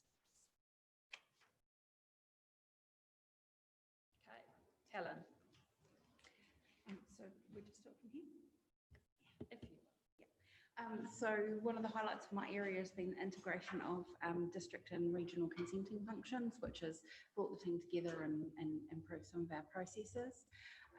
The paperless processing of building consents, so we've been moving towards that, but now we're fully in the paperless space, which is really exciting, and one of the really good results actually that came out of COVID, which was nice.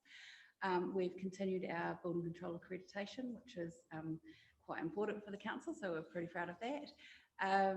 We've taken some high profile prosecutions this year. We've had 4 successful prosecutions and no unsuccessful ones, so that's nice.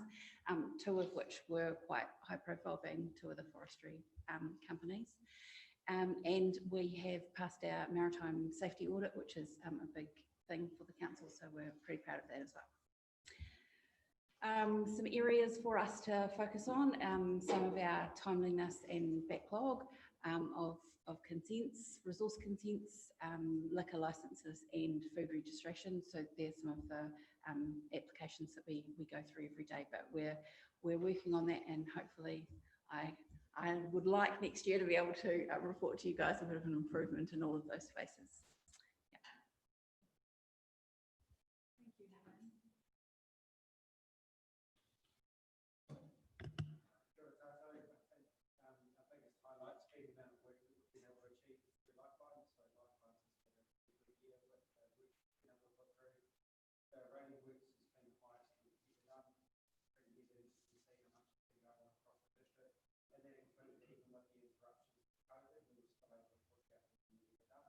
That's not including the stuff that's happening post 30 June, which is already higher again. So the team have been putting out a massive amount of work digging the roads. The Waipawa water treatment plant, so that's the water softening, the replacing of a huge range of very out of date equipment has been happening behind the scenes over winter. Waipawa, our UV is ready to run. So the team have done a massive job out there, which means that when we start running Waipawa in a couple of weeks' time, you won't notice on the dishwashers anymore because the glass will stay clean when there's no more hard water running through. So back through the summer, you won't know. So it's a really cool thing to be able to do. The 100 in Time campaign has been a huge change in the way that we deliver a lot of our road safety messages. So that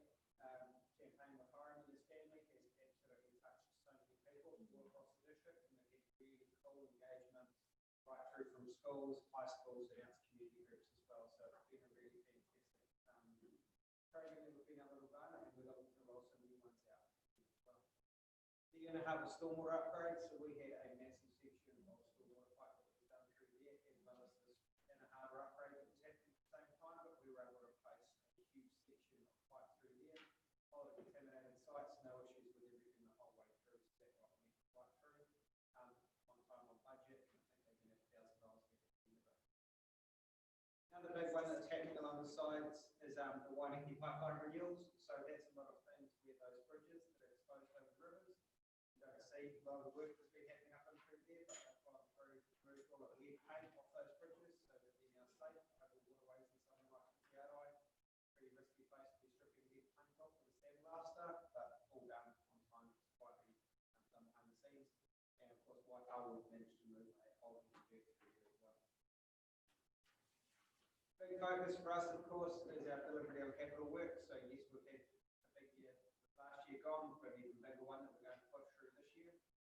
We have, of course, been fortunate enough to get another $7.5 million for Waikawa. So that's going to take us from doing a small section down the riverfront. We had the blessing for that this week. We'll now come all the way up past the Waikawa Bridge.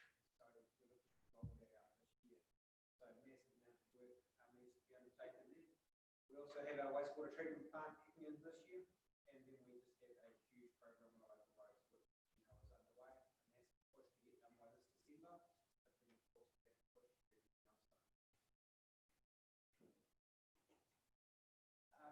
we put these up as highlights and lowlights because they were some huge changes in the industry COVID. So we've had a massive change, of course, with Timo, the way that we operate. We have built our in-house capacity, and that has been probably one of the best things that when we personally came out of COVID was our in-house capacity was fantastic. Watching our team step up and individuals step up and to serve our community was a really awesome thing to be part of to see.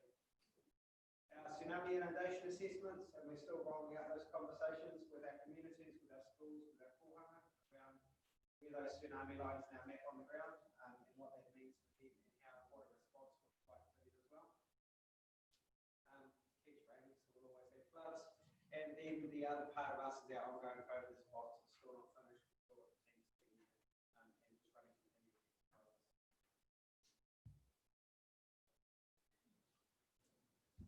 Kia ora tātou.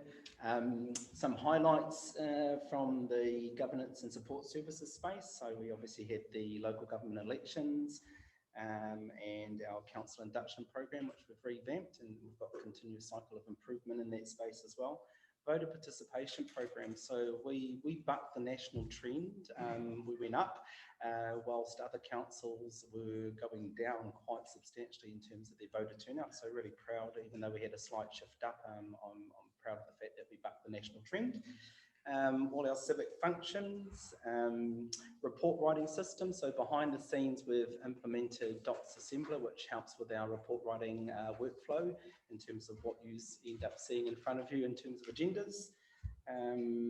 Proud of the fact that critical health and safety risks over the last 12 to 18 months, we've managed to reduce those from 28 down to 2. The 2 remaining ones fall from heights, but they're isolated risks in terms of the interface with that particular risk, and one's about 80% complete. That's the grates that are going over the big, I think it's called Morning Glory at Wainake that we all visited in the induction process.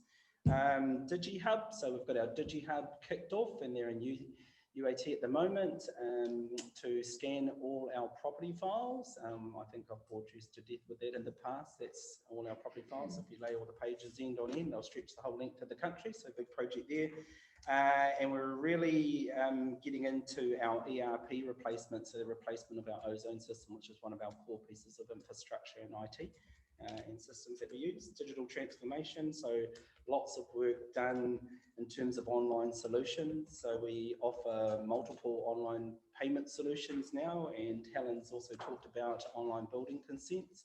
That's also allowed us to redeploy some of our kits. So a lot of our flatbed scanners and stuff we're able to redeploy to other parts of the organisation because those things are now coming in digitally online. But our Fix It app, our waste management app, our Freedom Camping, we've revamped the whole process to a digital platform for doing online Freedom Camping applications, which has been really good, and we're able to pull a lot of data from that.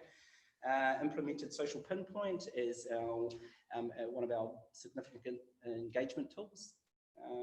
Proud of our leadership and program that we've been doing with our staff using Jason Whitelaw and others. Done lots of work behind the scenes in terms of our workflow systems associated with workforce development in our HR team. LiDAR, all but there on LiDAR, 100% of the flyovers now done, 100% of the data capture, and we're about 70% now for the processing of that data, and I'm expecting in the next couple of 2-3 weeks we should have that project 100% complete, and I think we'll be one of the, maybe the first or second whole region in the country to have done that, so happy about that. And legal settlements, we talked about some legal settlement stuff as well.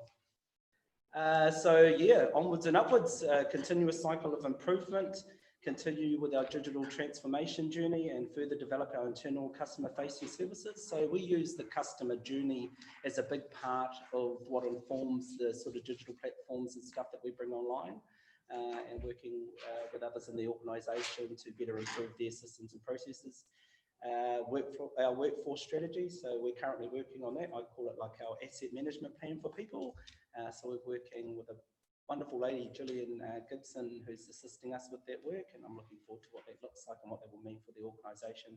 And continuing to develop our health and safety culture and our work programs to keep our people safe. So that's a continuous thing as well, all the time.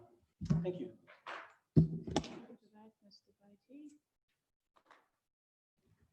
So just went to some of the things you don't see it so easily within the report, but the Pamoa, as part of the commercial things, was harvested 243 hectares, of which we received just under 1.7 million in cash. The value at the 30th of June is 3.4 million. We've received about 450K already in terms of the proceeds of harvesting. So it's kind of a big highlight. So now I'm just going to go through some of the main numbers that we've talked about with overall council, and what's the sort of the highlights, if you like, and what are the really differences. And you can't see all of those numbers, sorry, I apologise for that, but in terms of what we said this year, we've got a 19.5 million surplus. Most of that is derived from capital grants. And when we receive that, it's a corresponding amount that goes towards reducing our need to borrow. So that's why it creates a surplus. It's not that we rate more than what we need, but it creates that. Similar in the previous year, again, it was 18.3. Now what you can't really see, and I do apologise for that, and I'm just going to have to do a little bit from memory, why there's a red band about that. It shows what was the previous years. So this year it says 19, oh yeah. I can read it. You can? God, I'm blind. So it's 19.5, the previous year 18, then we had 5, we had the deficit in the 2000 and two previous years. So it shows the last couple of years, 3 years, strong financial positions that we have been moving towards. Again, continuing on that theme, there is the debt, overall debt is still reasonably low. It's lower than what we expected, but some of that is the position of when we expect to do some of the capital programs, and it occurs over in the next little while. All a part of our benchmarks, and where we say that we're doing well. We have the financial prudence benchmarks, which is required by legislation to report, so you can also compare with other councils, and all of those have been met.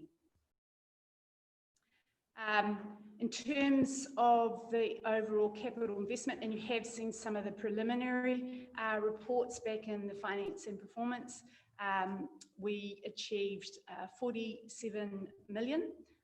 We did say we were going to do 60 million, but in terms of that, a lot of that was dependent on external grants that we needed to do. So for argument's sake, 3 million with the Cook's Landing, or the 1,000-year bridge, I should say, the actual summit. There was also within that the pool. We obviously didn't have fundings to do that at that stage, so it's part of that variance. But in the bars of the other, where you see on the graph on the right-hand side, at the very top, it shows the level of what has been achieved in comparative to the other years.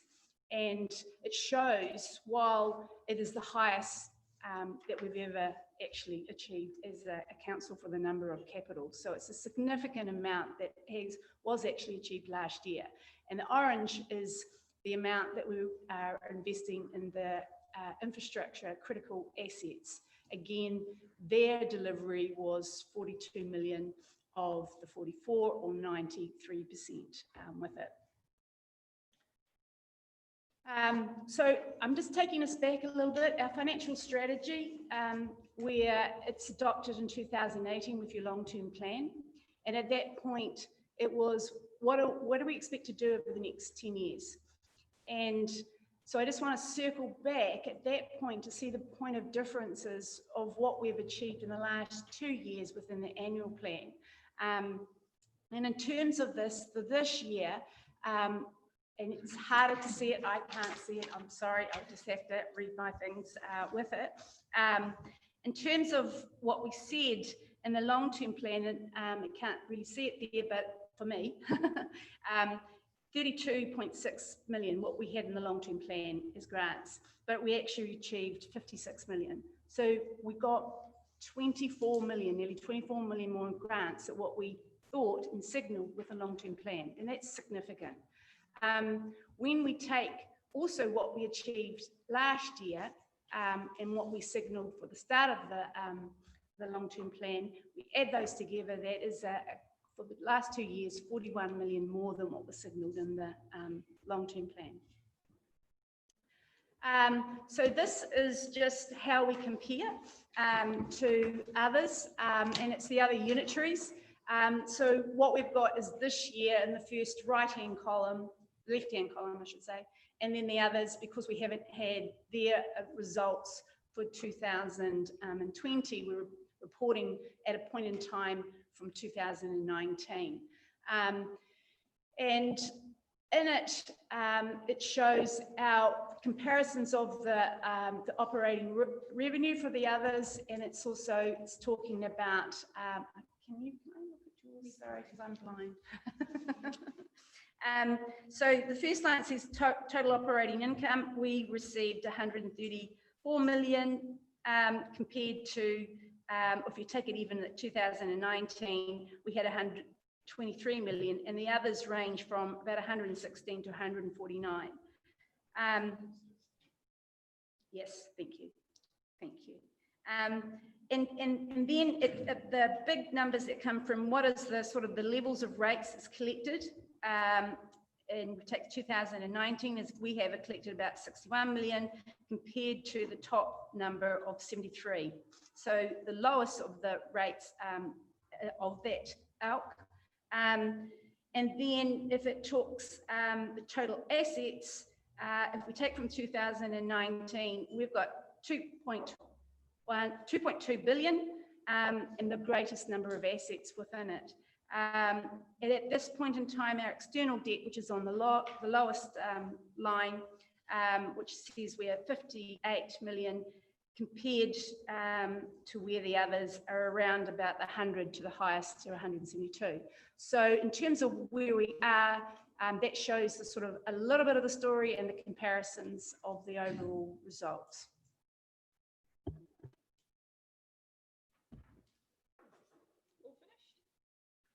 Thanks a lot for that, team. Very, very interesting, and thank you for these reports. If anyone wants a nice printed copy that they want to put in their filing cabinet, just let Donna know. Thank you.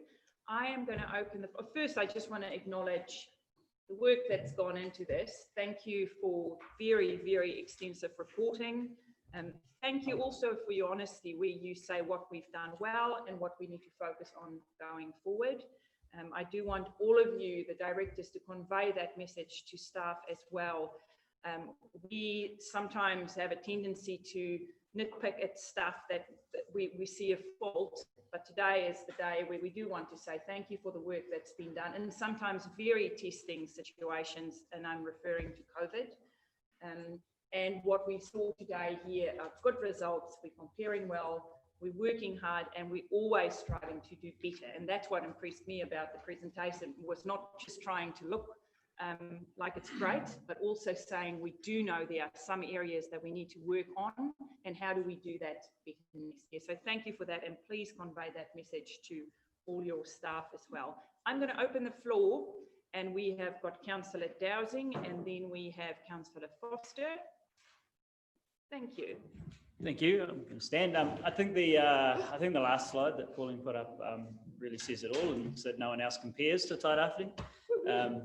We're smashing it. And on that basis, I've even made some notes here, is that I'd like to first of all congratulate the Chief Executive, the directors and the staff in general for an amazing annual report and an amazing year. The burden of COVID hasn't just created additional workload, but it's been compounded by an enormous amount of investment. So the burden on staff has been enormous for this last year. And not only that, we've been expected to sustain, improve, and to also recover our region during this process. So the planning and strategy elements beyond all of the work has been exceeding what we've had to see in the past as well. I think that the projects that kept me up at night coming out of the last election were the stop banks, the Olympic pools, the wastewater treatment plant, the separation of mortuary waste. All of those are now underway, and many of those I never thought would be. So incredibly important to recognise that we've not just shifted what we're doing in operations, but the council can shift our perspective onto new and better planning for our region. And that's a direct result of the staff's ability to deliver in this last year.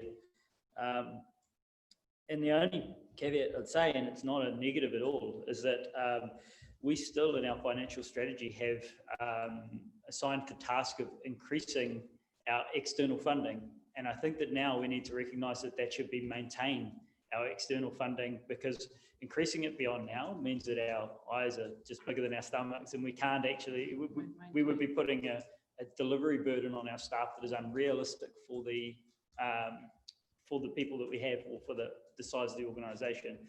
We have to scale up on the income, not on the long-term sustainability of our council. So so just to be clear, I don't expect you to exceed that year on year. And so I'm just going to take this opportunity, and I wish that all of our staff could be here to applaud our Chief Executive and our staff. Thank you very much.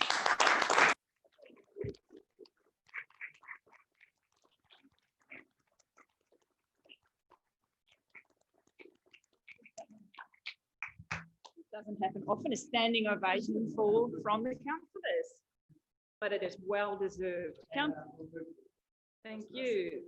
Thank you. Seconded by Councillor Orsnop, moved by Councillor Dowsing. Councillor Foster. Yeah, thank you so much. Yeah, accolades to everybody, Nadine and the staff, absolutely fantastic. I'm not going to repeat what Shannon said, but totally, I think we all agree it's been an absolutely fantastic result for the year. I want to take you to page 78 though. It's my little pet. It's our population. And we've got here, our population is 47,517. Now, I believe that was taken from the 2013 census. And I've been doing a little bit of research. If you go onto the MBIE app, our population was 49,100. And at that time, the New Zealand population was 4,885,500. Now the New Zealand population is 5,100,000. So I can imagine that this is probably even 1 to 2 years old anyway. So when you look at the graph, 2020, 47,500, and that's wrong because it should be the other way around. these are not telling us the true story of what is actually happening here in our region. We have got a 5% population growth, the same as what Hawke's Bay has got. Now, I say that because I just want to make sure that, we know that we've got a beautiful region that a lot of people want to come to, and we've got a lot of work in our hands to make sure that our environment, our infrastructure and everything is up to date with the increase of population. You can just look around and see all the extra traffic around the place. The other thing on this page that so there's the 2028 prediction of 50,000 was supposed to be at the top, I guess, because 49,900 is at 2043. Now, I would suggest right now we're at the 49,900 at 2043, our predictions. So man, we're rocking, but we need to be really mindful of what we need to be doing for our region. The other thing I looked at is ethnicities. Tongue twister here. I believe everything's from 100%, but that actually equates to 120.5% when you go through 58.1% of European, 52.9% Māori. So, we need to just look at that and change that around so it does equate to 100%. But yeah, look. Doesn't need to be 100%. Sure. Oh, yeah. Okay. Right. So, okay. Yeah. Okay. No worries there. But yeah, look. I don't know why we keep on going back to using an old, outdated population, because a lot of people look at this and they, especially from outside of the region, they look at the region and they look at the population, its amount of increase. So it must be a pumping region and we want to go there. So I really would like to see this updated. Thank you. CEO. Through your worship, firstly, thank you, Councillor Dowsing. That really means a lot to staff. That acknowledgement's really won hearts and minds of people. Can I please, just in terms of Councillor Foster's population, we know that this is your big kaupapa, so you will be pleased to know that Yannick and the team have got the growth projections remodelled, and for our LTP, will be in feeding into the development contributions and our other assumptions. The revised information says the median population projection will be 53,000 for the region by 2031. So it kind of correlates with what you've been saying.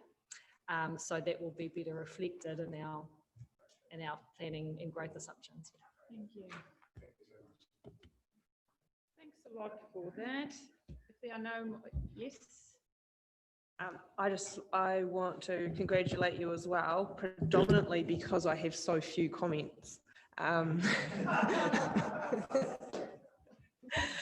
If I look at the comments that I do have, they're all they don't even register. I've said there's literally nothing material. And I wholeheartedly support the fact that if you look high level in our strategy and our main deliverables and the things that mean a lot to this region, we're smoking hot, and we could possibly draw this out another half an hour picking up little tiny bits, but that's not the purpose of this. I think let's just own the fact that it does measure up to the big picture vision that we're punching for, and I really appreciate that. I'm just going to ask if there's anyone with a question, because I'm going to run standing orders a little bit, 3, 4, and we've had lovely, except if you want us to carry on and listen to 12. Let's carry on. Yes, so because we do still have quite a chunky bit to get to. So Councillor Wharehinga, do you have a question? No, I don't have a question, but I do have a little bit of a counterpoint to some of the stuff that's been shared. I do echo the commendations in regards to staff and delivering on this massive amount of mahi, but I do want to recognise the table as well. Us as governors have been really strong on getting things delivered and like looking at things like underspending an infrastructure budget and going, hey, it's a sign that these things aren't getting delivered on. We've been really, really strong around this table as well. So I wanted to remind my peers about that. And I don't want to be a Debbie Downer or anything like that, but these are also works that are in front of us. I want to remind us that these are works that are in front of us, and we need to continue that same lens and that same strength in regards to monitoring. I commend the staff for the mahi that they've done, and I commend this table for the focus that we've given to a lot of these projects. I would like to implore us to continue to do the same. If I'm thinking about the Waipawa flood scheme, that's due in 2028, 2029. That's still quite a ways away, but it's on the tracks and it's moving. Let's keep these projects moving, please, people. So who moved this? Councillor Dowsing, you moved this. Councillor Cranston. Little things. Just with the Waipawa flood control system, there's no mention of the possibility of cycleways over the top. So I'd like to keep that as a point if possible. The cycleway is not part of our resource consent. We have physical works as part of our project, so we have no budget, we have no mandate to do it as council staff. However, we do know that a resource consent for a cycleway on top of it, we're working with external party to deliver that at the moment. So we have an external party that's looking to deliver that separately from council funds. Yeah, fine with that as long as it's still a possibility. The other one was the township plans. We heard on our trip where there was one that's kind of had 4 put into the process. So I'd just like a paper to come to operation, just updating us on where the township plans are, where they are going forward. Thank you for that. I just want to highlight to everyone, there is a printout on our desks. These are just minor changes that Pauline wants you to note from the report that was in the agenda. These are some minor changes, so please just take note of that. Pauline, do you want to say something about that? Yes, this is a normal process. What happens, the auditors, even though we send it out for the agenda as much as possible, that it can be 95%, they still going through the final tweaks. So when you got the delivery, they came back with, and most of them just are minor edits within the things. They're not material at all. Thank you. Well, I do have a mover in Councillor Dowsing and a seconder in Councillor Worsnop. All in favour, contrary, carried. Thanks a lot. Okay, councillors, now we're going to hop back to some papers that I bunny hopped earlier. We will be going to our Three Waters, which is on page 47.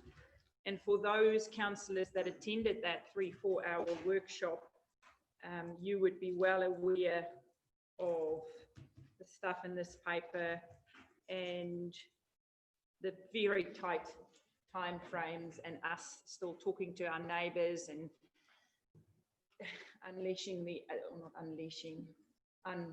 unlocking the other money. So I will leave it to Mr. Wilson. Do you want to give us a quick update and then we can open the floor for some questions? Through your worship, this paper is in response to the Crown infrastructure funding that we have that was released under Three Waters. So the proposal that we have here aligns to the criteria that are set through that fund. So the fund prioritises drinking water and wastewater first. Those are the 2 main priorities, stormwater after that. We then have a multitude of criteria that fits around the rollout for these things when they need to be sent back to DIA for approval. So we have until the 30th of December to put this back to them. We've put forward projects that we know that we're confident to deliver, but also things that help us to be able to get through our long-term planning and of course our wastewater treatment plant with the speeding up of that. So the projects, as you can see in the paper there, the first one is around helping to assist the speed of the delivery of the wastewater treatment plant. So that meets the criteria because of the increased scope and the bringing forward even further of the delivery of the wastewater treatment plant. So it helps us to be able to get the wastewater treatment done faster, and it's faster than anything that we've had in an annual plan or an LTP to date, which is why it's able to meet that criteria.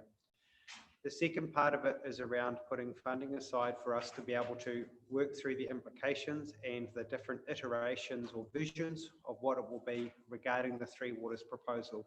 We're going to need help to deliver that. We're going to need to look at different structures, different mechanisms, different ways to bring advice to you as to what to inform your decision as to what you want to do as part of the Three Waters proposals going forward. The third part of what we've outlined there is around our townships where we don't have water supplies at the moment. What we've done is put through two that we are ready to move forward on. So Ruatoria is something that we can do quickly. It's around making that supply secure, but then also making sure that we have a top up that people are able to connect to up at Ruatoria. And it's been long wanted by that community to formalise that spring that's there. The other one is Muriwai. Muriwai has been around for a long time, around making sure we have a water supply for Ngāi Tamanihiri. So it's around how we can connect up that community. And it would be similar to what we have at Manituki now, which is a top-up supply. So this is not mains pressure or anything like that. There's a whole range of issues as to why we would not propose mains pressure.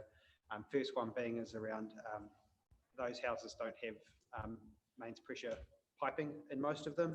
So we plug them in, they'd all have to replumb their houses, which is a huge cost. There's also water take issues and things for us. So we have infrastructure we can tee into in order to get out to Muriwai. So there is a way for us to be able to do that.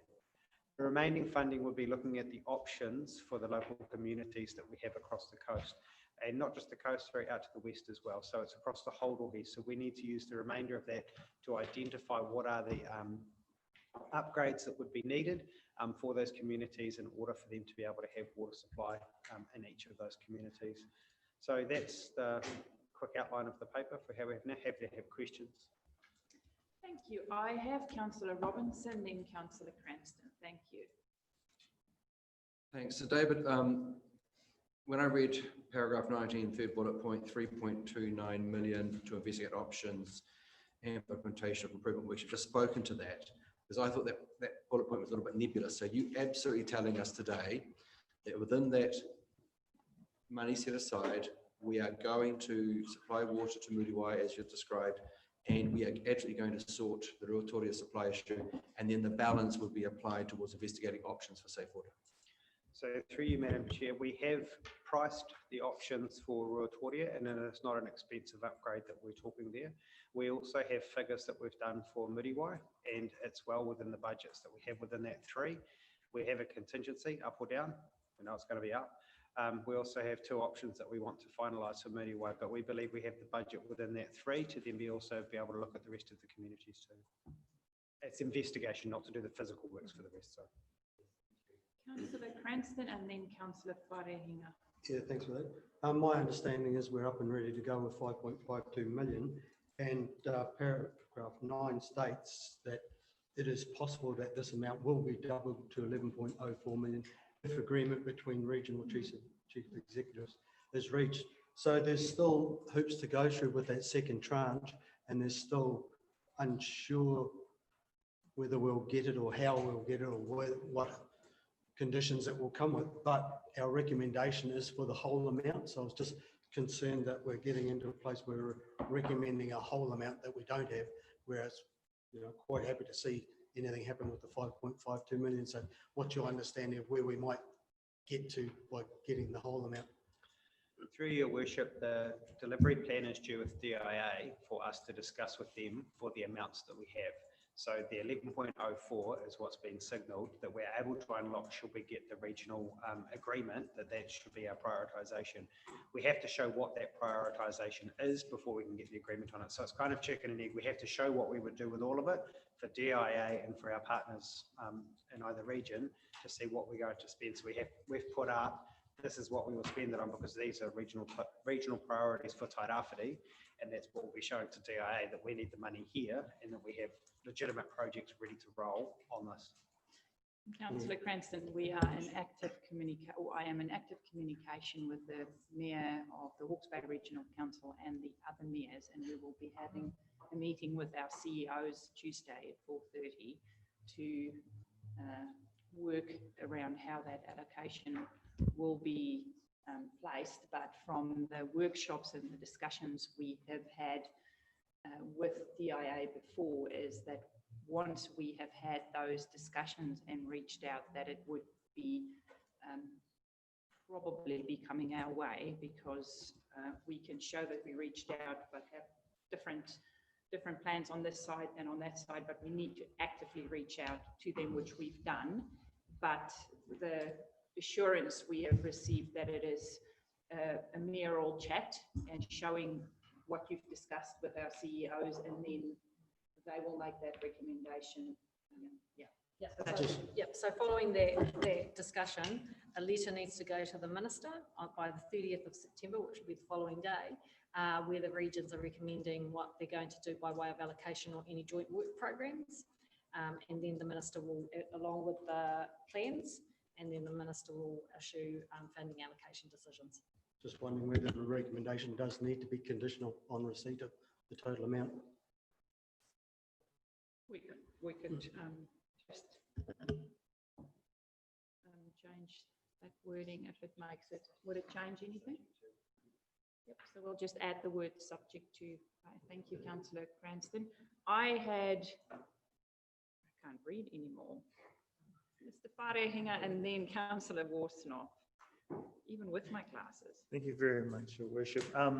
I am happy to move this recommendation with a suggestion that Councillor Cranston makes in regards to making it subject to receiving that extra funding.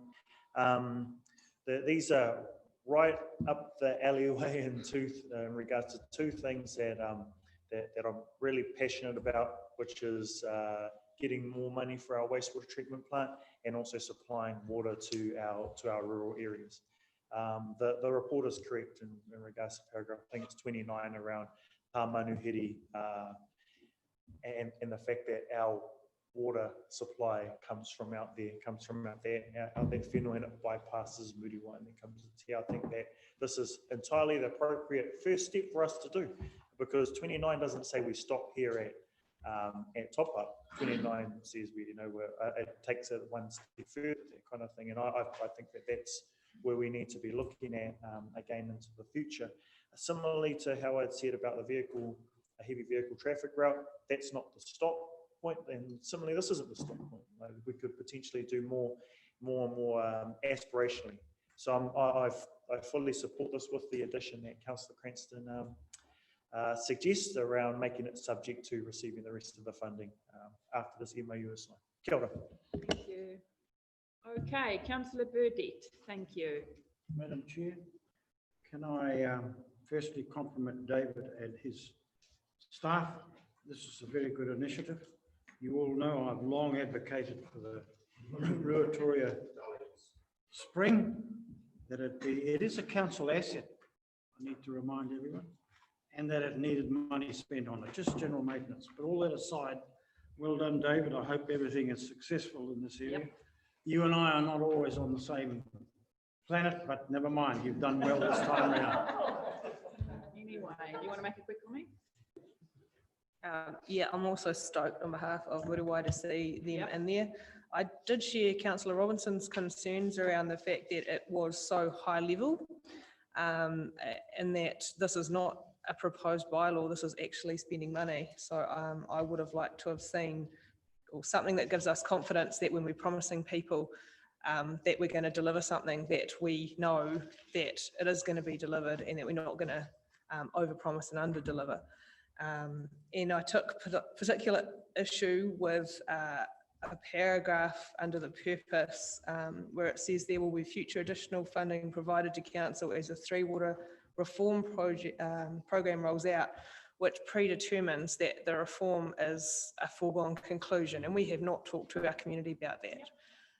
I feel really strongly that that line should not have been in there. But beyond that, I am happy to see this work happen. I'm really happy to see our rural townships prioritised in particular, and I broadly support where this is going. I also support what Councillor Cranston said. So there's a lot going on in this picture, and I think a little bit more of it could have come through.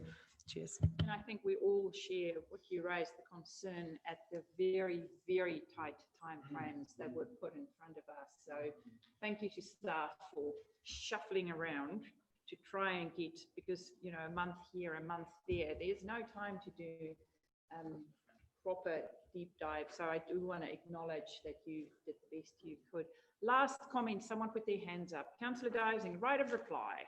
You didn't move it. I just say random stuff sometimes. Yeah.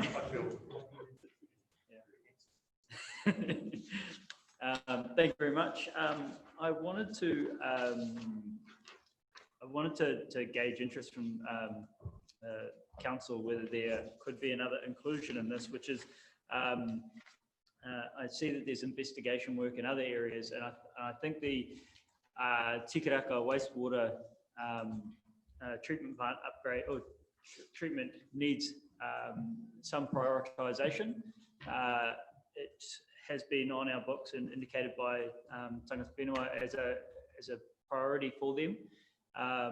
It's identified as something that heavily reduces the moly of the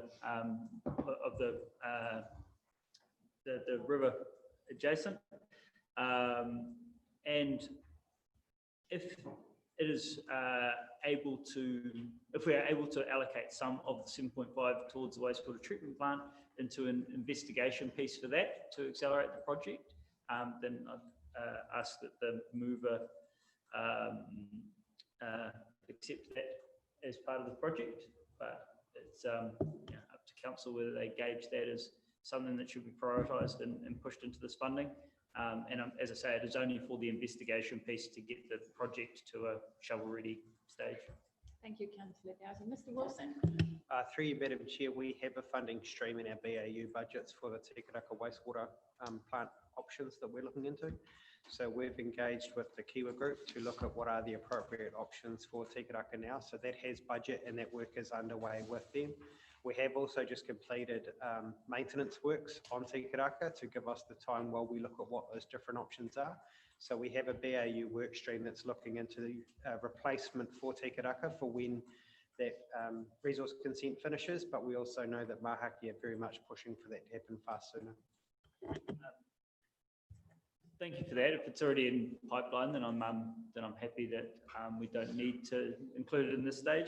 I'd just highlight that actually, if we are doing the work currently, then please put emphasis on the economic stimulus criteria in this piece to be included in that work planning, because I think it's one of the future projects that should be involved in this. So certainly look to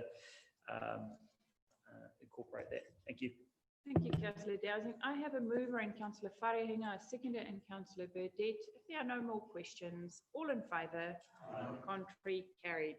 Councillors, we jump to page 298, which is a very straightforward process where we appoint myself to vote at the AGM for GHL. Hands up. Who moved it? Who moved it? Who seconded it? Okay, there we go. We've got a mover and Councillor Dowsing, seconder and Councillor Robinson. Hands up. Unanimous. Thank you.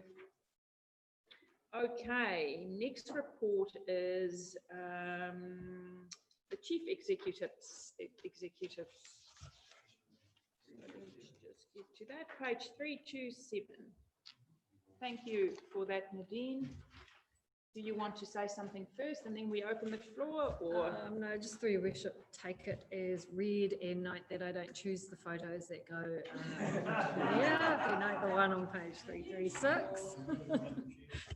Thank you. I have got a mover in Councillor Burdett, seconder in Councillor Worsnop. Councillor Worsnop.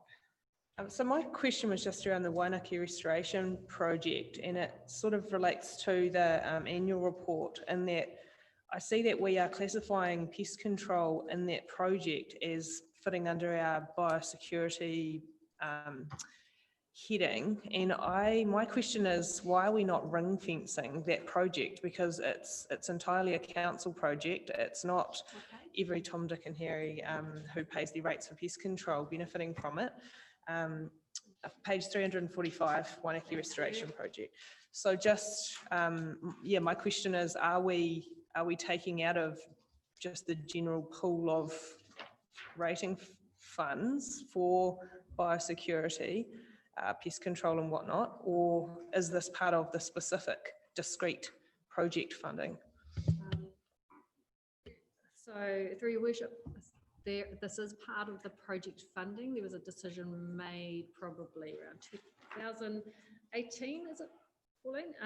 Where a specific budget was put aside for that area for pest control.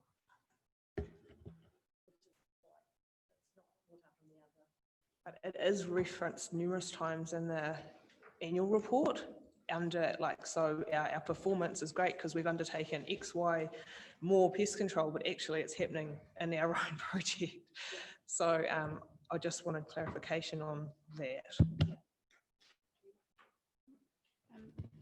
Through your worship, just to note that that is something that they've indicated that we will receive, and it will be around the Wainiki restoration itself. And so that's a whole separate project it has. This amount isn't in the annual report, but it is what we'll put into how we fund it in the long-term plan.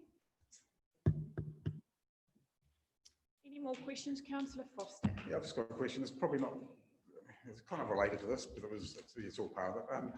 The fence around the Cook Memorial site, there's a fence been around there for about a year now, since Tuia last year. I'm just wanting to know, I know there was some lighting upgrade being done, but why is a fence around it been there for so long, and why is it taking so long to get the issue done? Because it's a beautiful site around there with the new Huikaiti, but you've got this fence that's been there, and it's irking me. So, David. So through your worship, so that part of it is around the finishing works, the current construction needs to do, but they help back to the south and new bridge going in. So it's around some foundations and design stuff that needs to happen to the south and new bridge. We're looking at doing how we get funding, and they go and finish that piece of the whole part. So is the fencing there for a health and safety issue, is it, or is it just, because it's not. Pardon?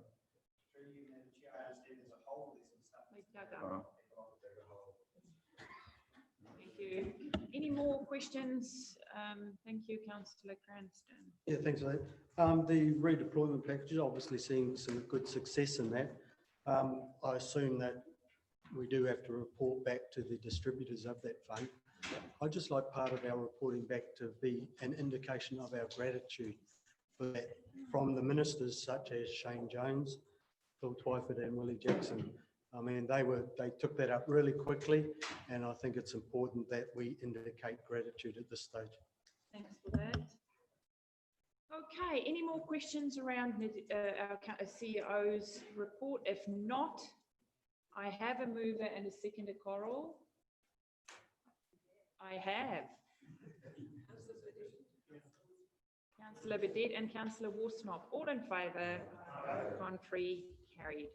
So councillors, this is the end of our open agenda. I just want to tell you what is going to happen next. We will have a few minutes break, and then our dear friends, John and Barbara Clark, and our other dear friend, Peter Reeves, will join us. And I will do a little presentation here at the front, and we will show our gratitude, and then they will have lunch with us, all of us. And then after that, we will come back. So I'll let us know when we break, what time we'll be back.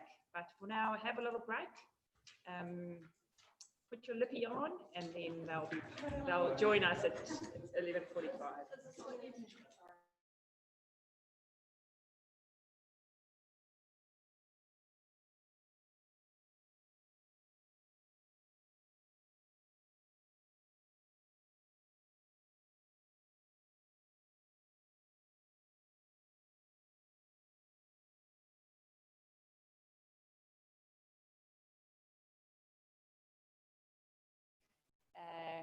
We are here to thank our dear friend Peter, who has served on the GHL board for a long time. And Peter, we just want to acknowledge the contribution you have made to that board, the farming knowledge, the professionalism, the hard work you have brought to that board. And I know you will be missed there. So today, as a council, we just want to acknowledge and say thank you on our behalf, and I'm sure also on behalf of our region, because what you have done is take time away from your own business and your own farm and invest in our region and our assets. So on behalf of our community, I just want to say today, thank you for all the time, all the effort, and also the wonderful attitude you've always been doing that. So on behalf of all councillors today, thank you for the 11 years you have served our community on Gisborne Holding Limited. So on behalf of us,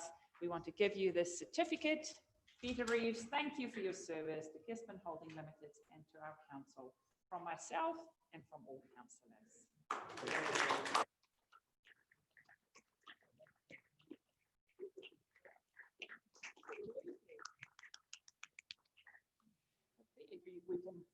We'd love for you all just turn this on, and you don't have to be close to it, it will just pick up. Riet, fellow councillors, I won't hold you away from your lunch, but it's been a privilege to serve on the GHL, and you having confidence in me to be there for 11 years. I've enjoyed it.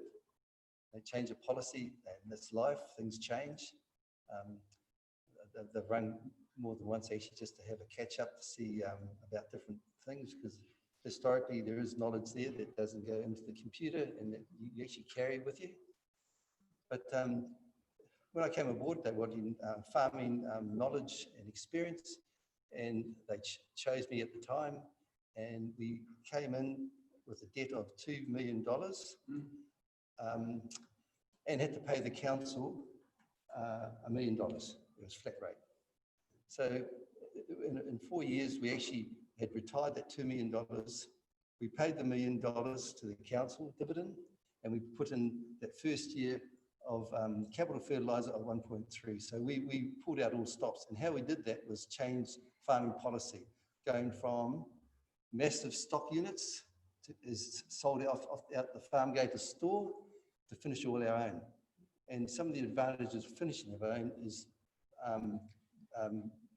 opportunities for coming back into town, like through ovation, through the workforce with them. So we've been very conscious of anything we did, and also with GHL, that we consider the community and the local businesses when we made decisions.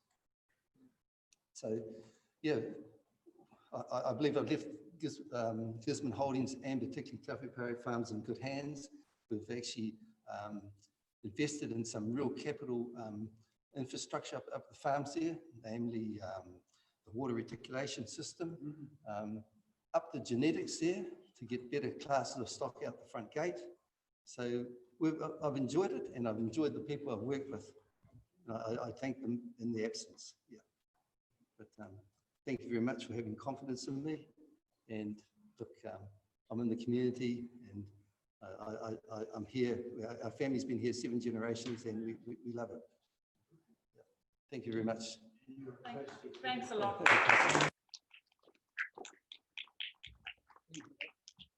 Treasure that. And you will join us for lunch shortly. Today is a day of celebrations, and I welcome John and Barbara to join us here in the front. What a love. It's not often at council that we celebrate a lot, so we're very, very happy for all you giving us the opportunity to say thank you, and then also having a nice lunch with us. So thank you also for giving us this opportunity to say thank you. Please take a seat, because it's going to take some time, because I had to make notes. It's going to take some time. It's going to take some time, so you need to sit down while I make the notes, while I read my notes. So councillors, most of you will be aware that John has been involved in our civil defence effort for 35 years. That is a massive investment, and please correct me if I'm wrong, because I got this data from someone, but you might be able to correct me if I'm wrong, but they say over 35 years. I'm not going to argue when you get up to that Good. number. And your most recent role in our civil defence was as the Tairāwhiti Group Controller. So that's the most recent role you've had. But then also, just going back a little bit, is that you were involved as the Waikahu Local Controller between 83 and 89. And then you also were the involved in the civil defence response, obviously in Cyclone Bola, and I've heard the story from Barbara before, what Cyclone Bola did to your own personal property. But even though that happened, you still were very much involved in the whole regional response in your ward. And then around my neck today, you can see the mayoral chains, which there's someone's name on here, and it says Mr. John Clark, the mayor from 1889 to 2001. So we also want to acknowledge, even though you were the mayor at that stage, you were also the group recovery manager and the alternate group controller. So I will have to add a few things to my CV if I want to wear these chains. So you did a lot. You were the mayor and also took a massive civil defence role there as well. And then just a few other notes. You were the controller at the Te Araroa, was there Te Araroa earthquake? Yeah, And the Kaikoura earthquake as well. You were involved in those as well. Yeah, I slept through that, but that's all right. And then just in regards to our own region, you were the recovery manager for 3 significant floods, and then also, which we will all remember, is the 2007 earthquake.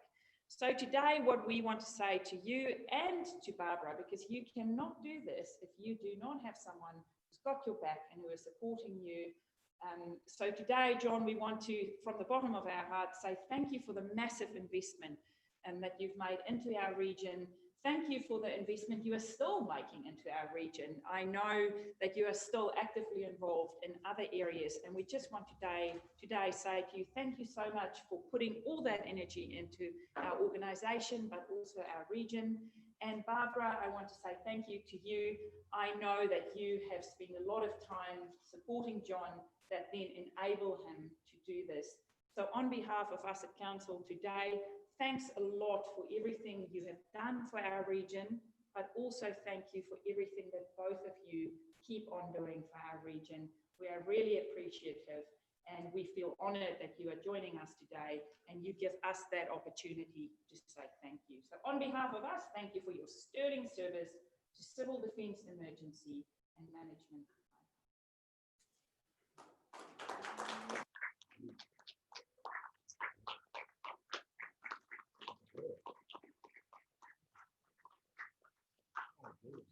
No, it's not for you, John. No, thank goodness. Yeah.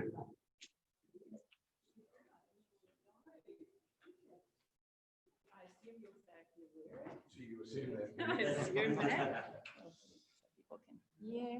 Do I need to talk in there? No, no, no, Are we just all like deaf this. around the place? No, We'll pick we're it all up.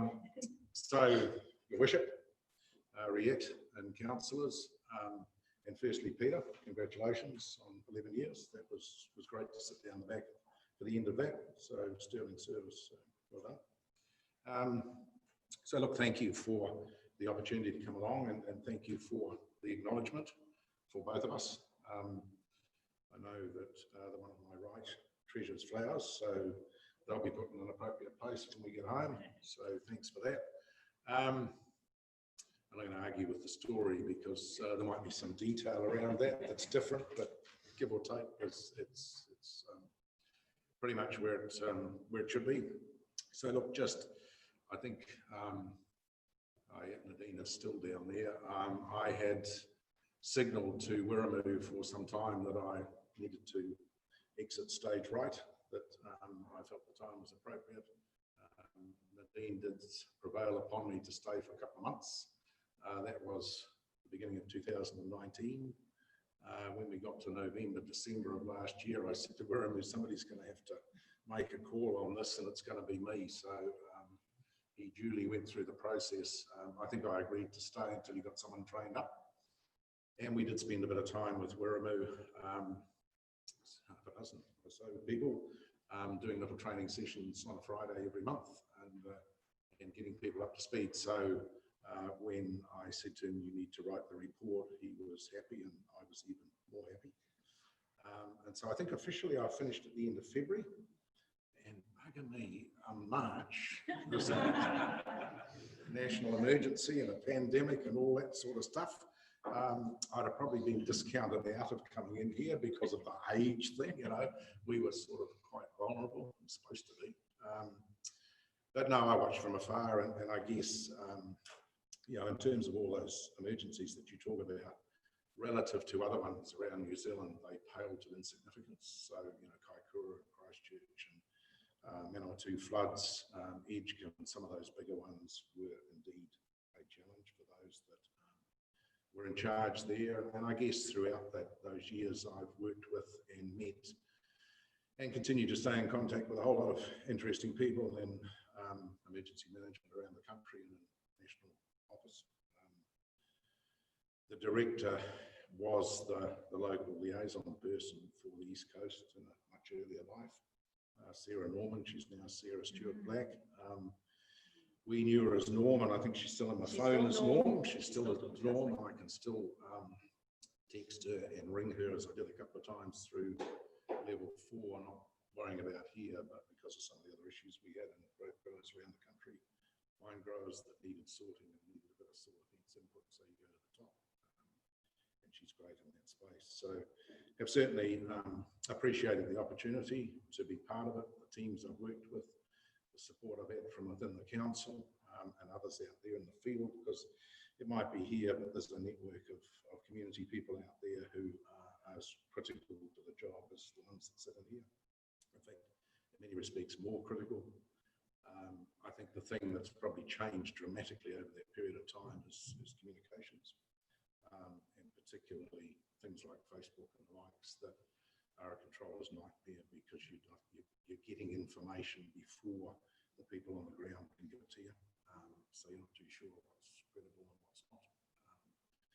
And that presents some difficulties, but hey, the more you get, the more information you get, the better prepared you are. So no, I don't miss the fact that I take a cell phone. I used to have to take a cell phone and stick it under the pillow at night in case I got phoned.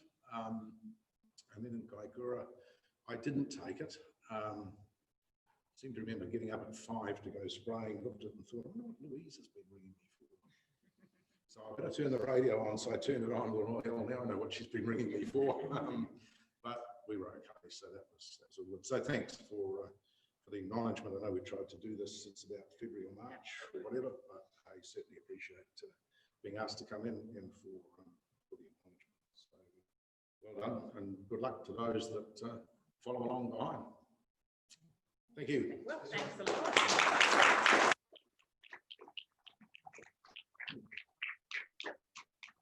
Now we want to invite you to join us for a lovely lunch that Heather and her crew prepared. So we're going to go out and we want photos first. We will smile for that, but we can break for lunch now and we'll come back at 1 o'clock. So let's put our best smiles on.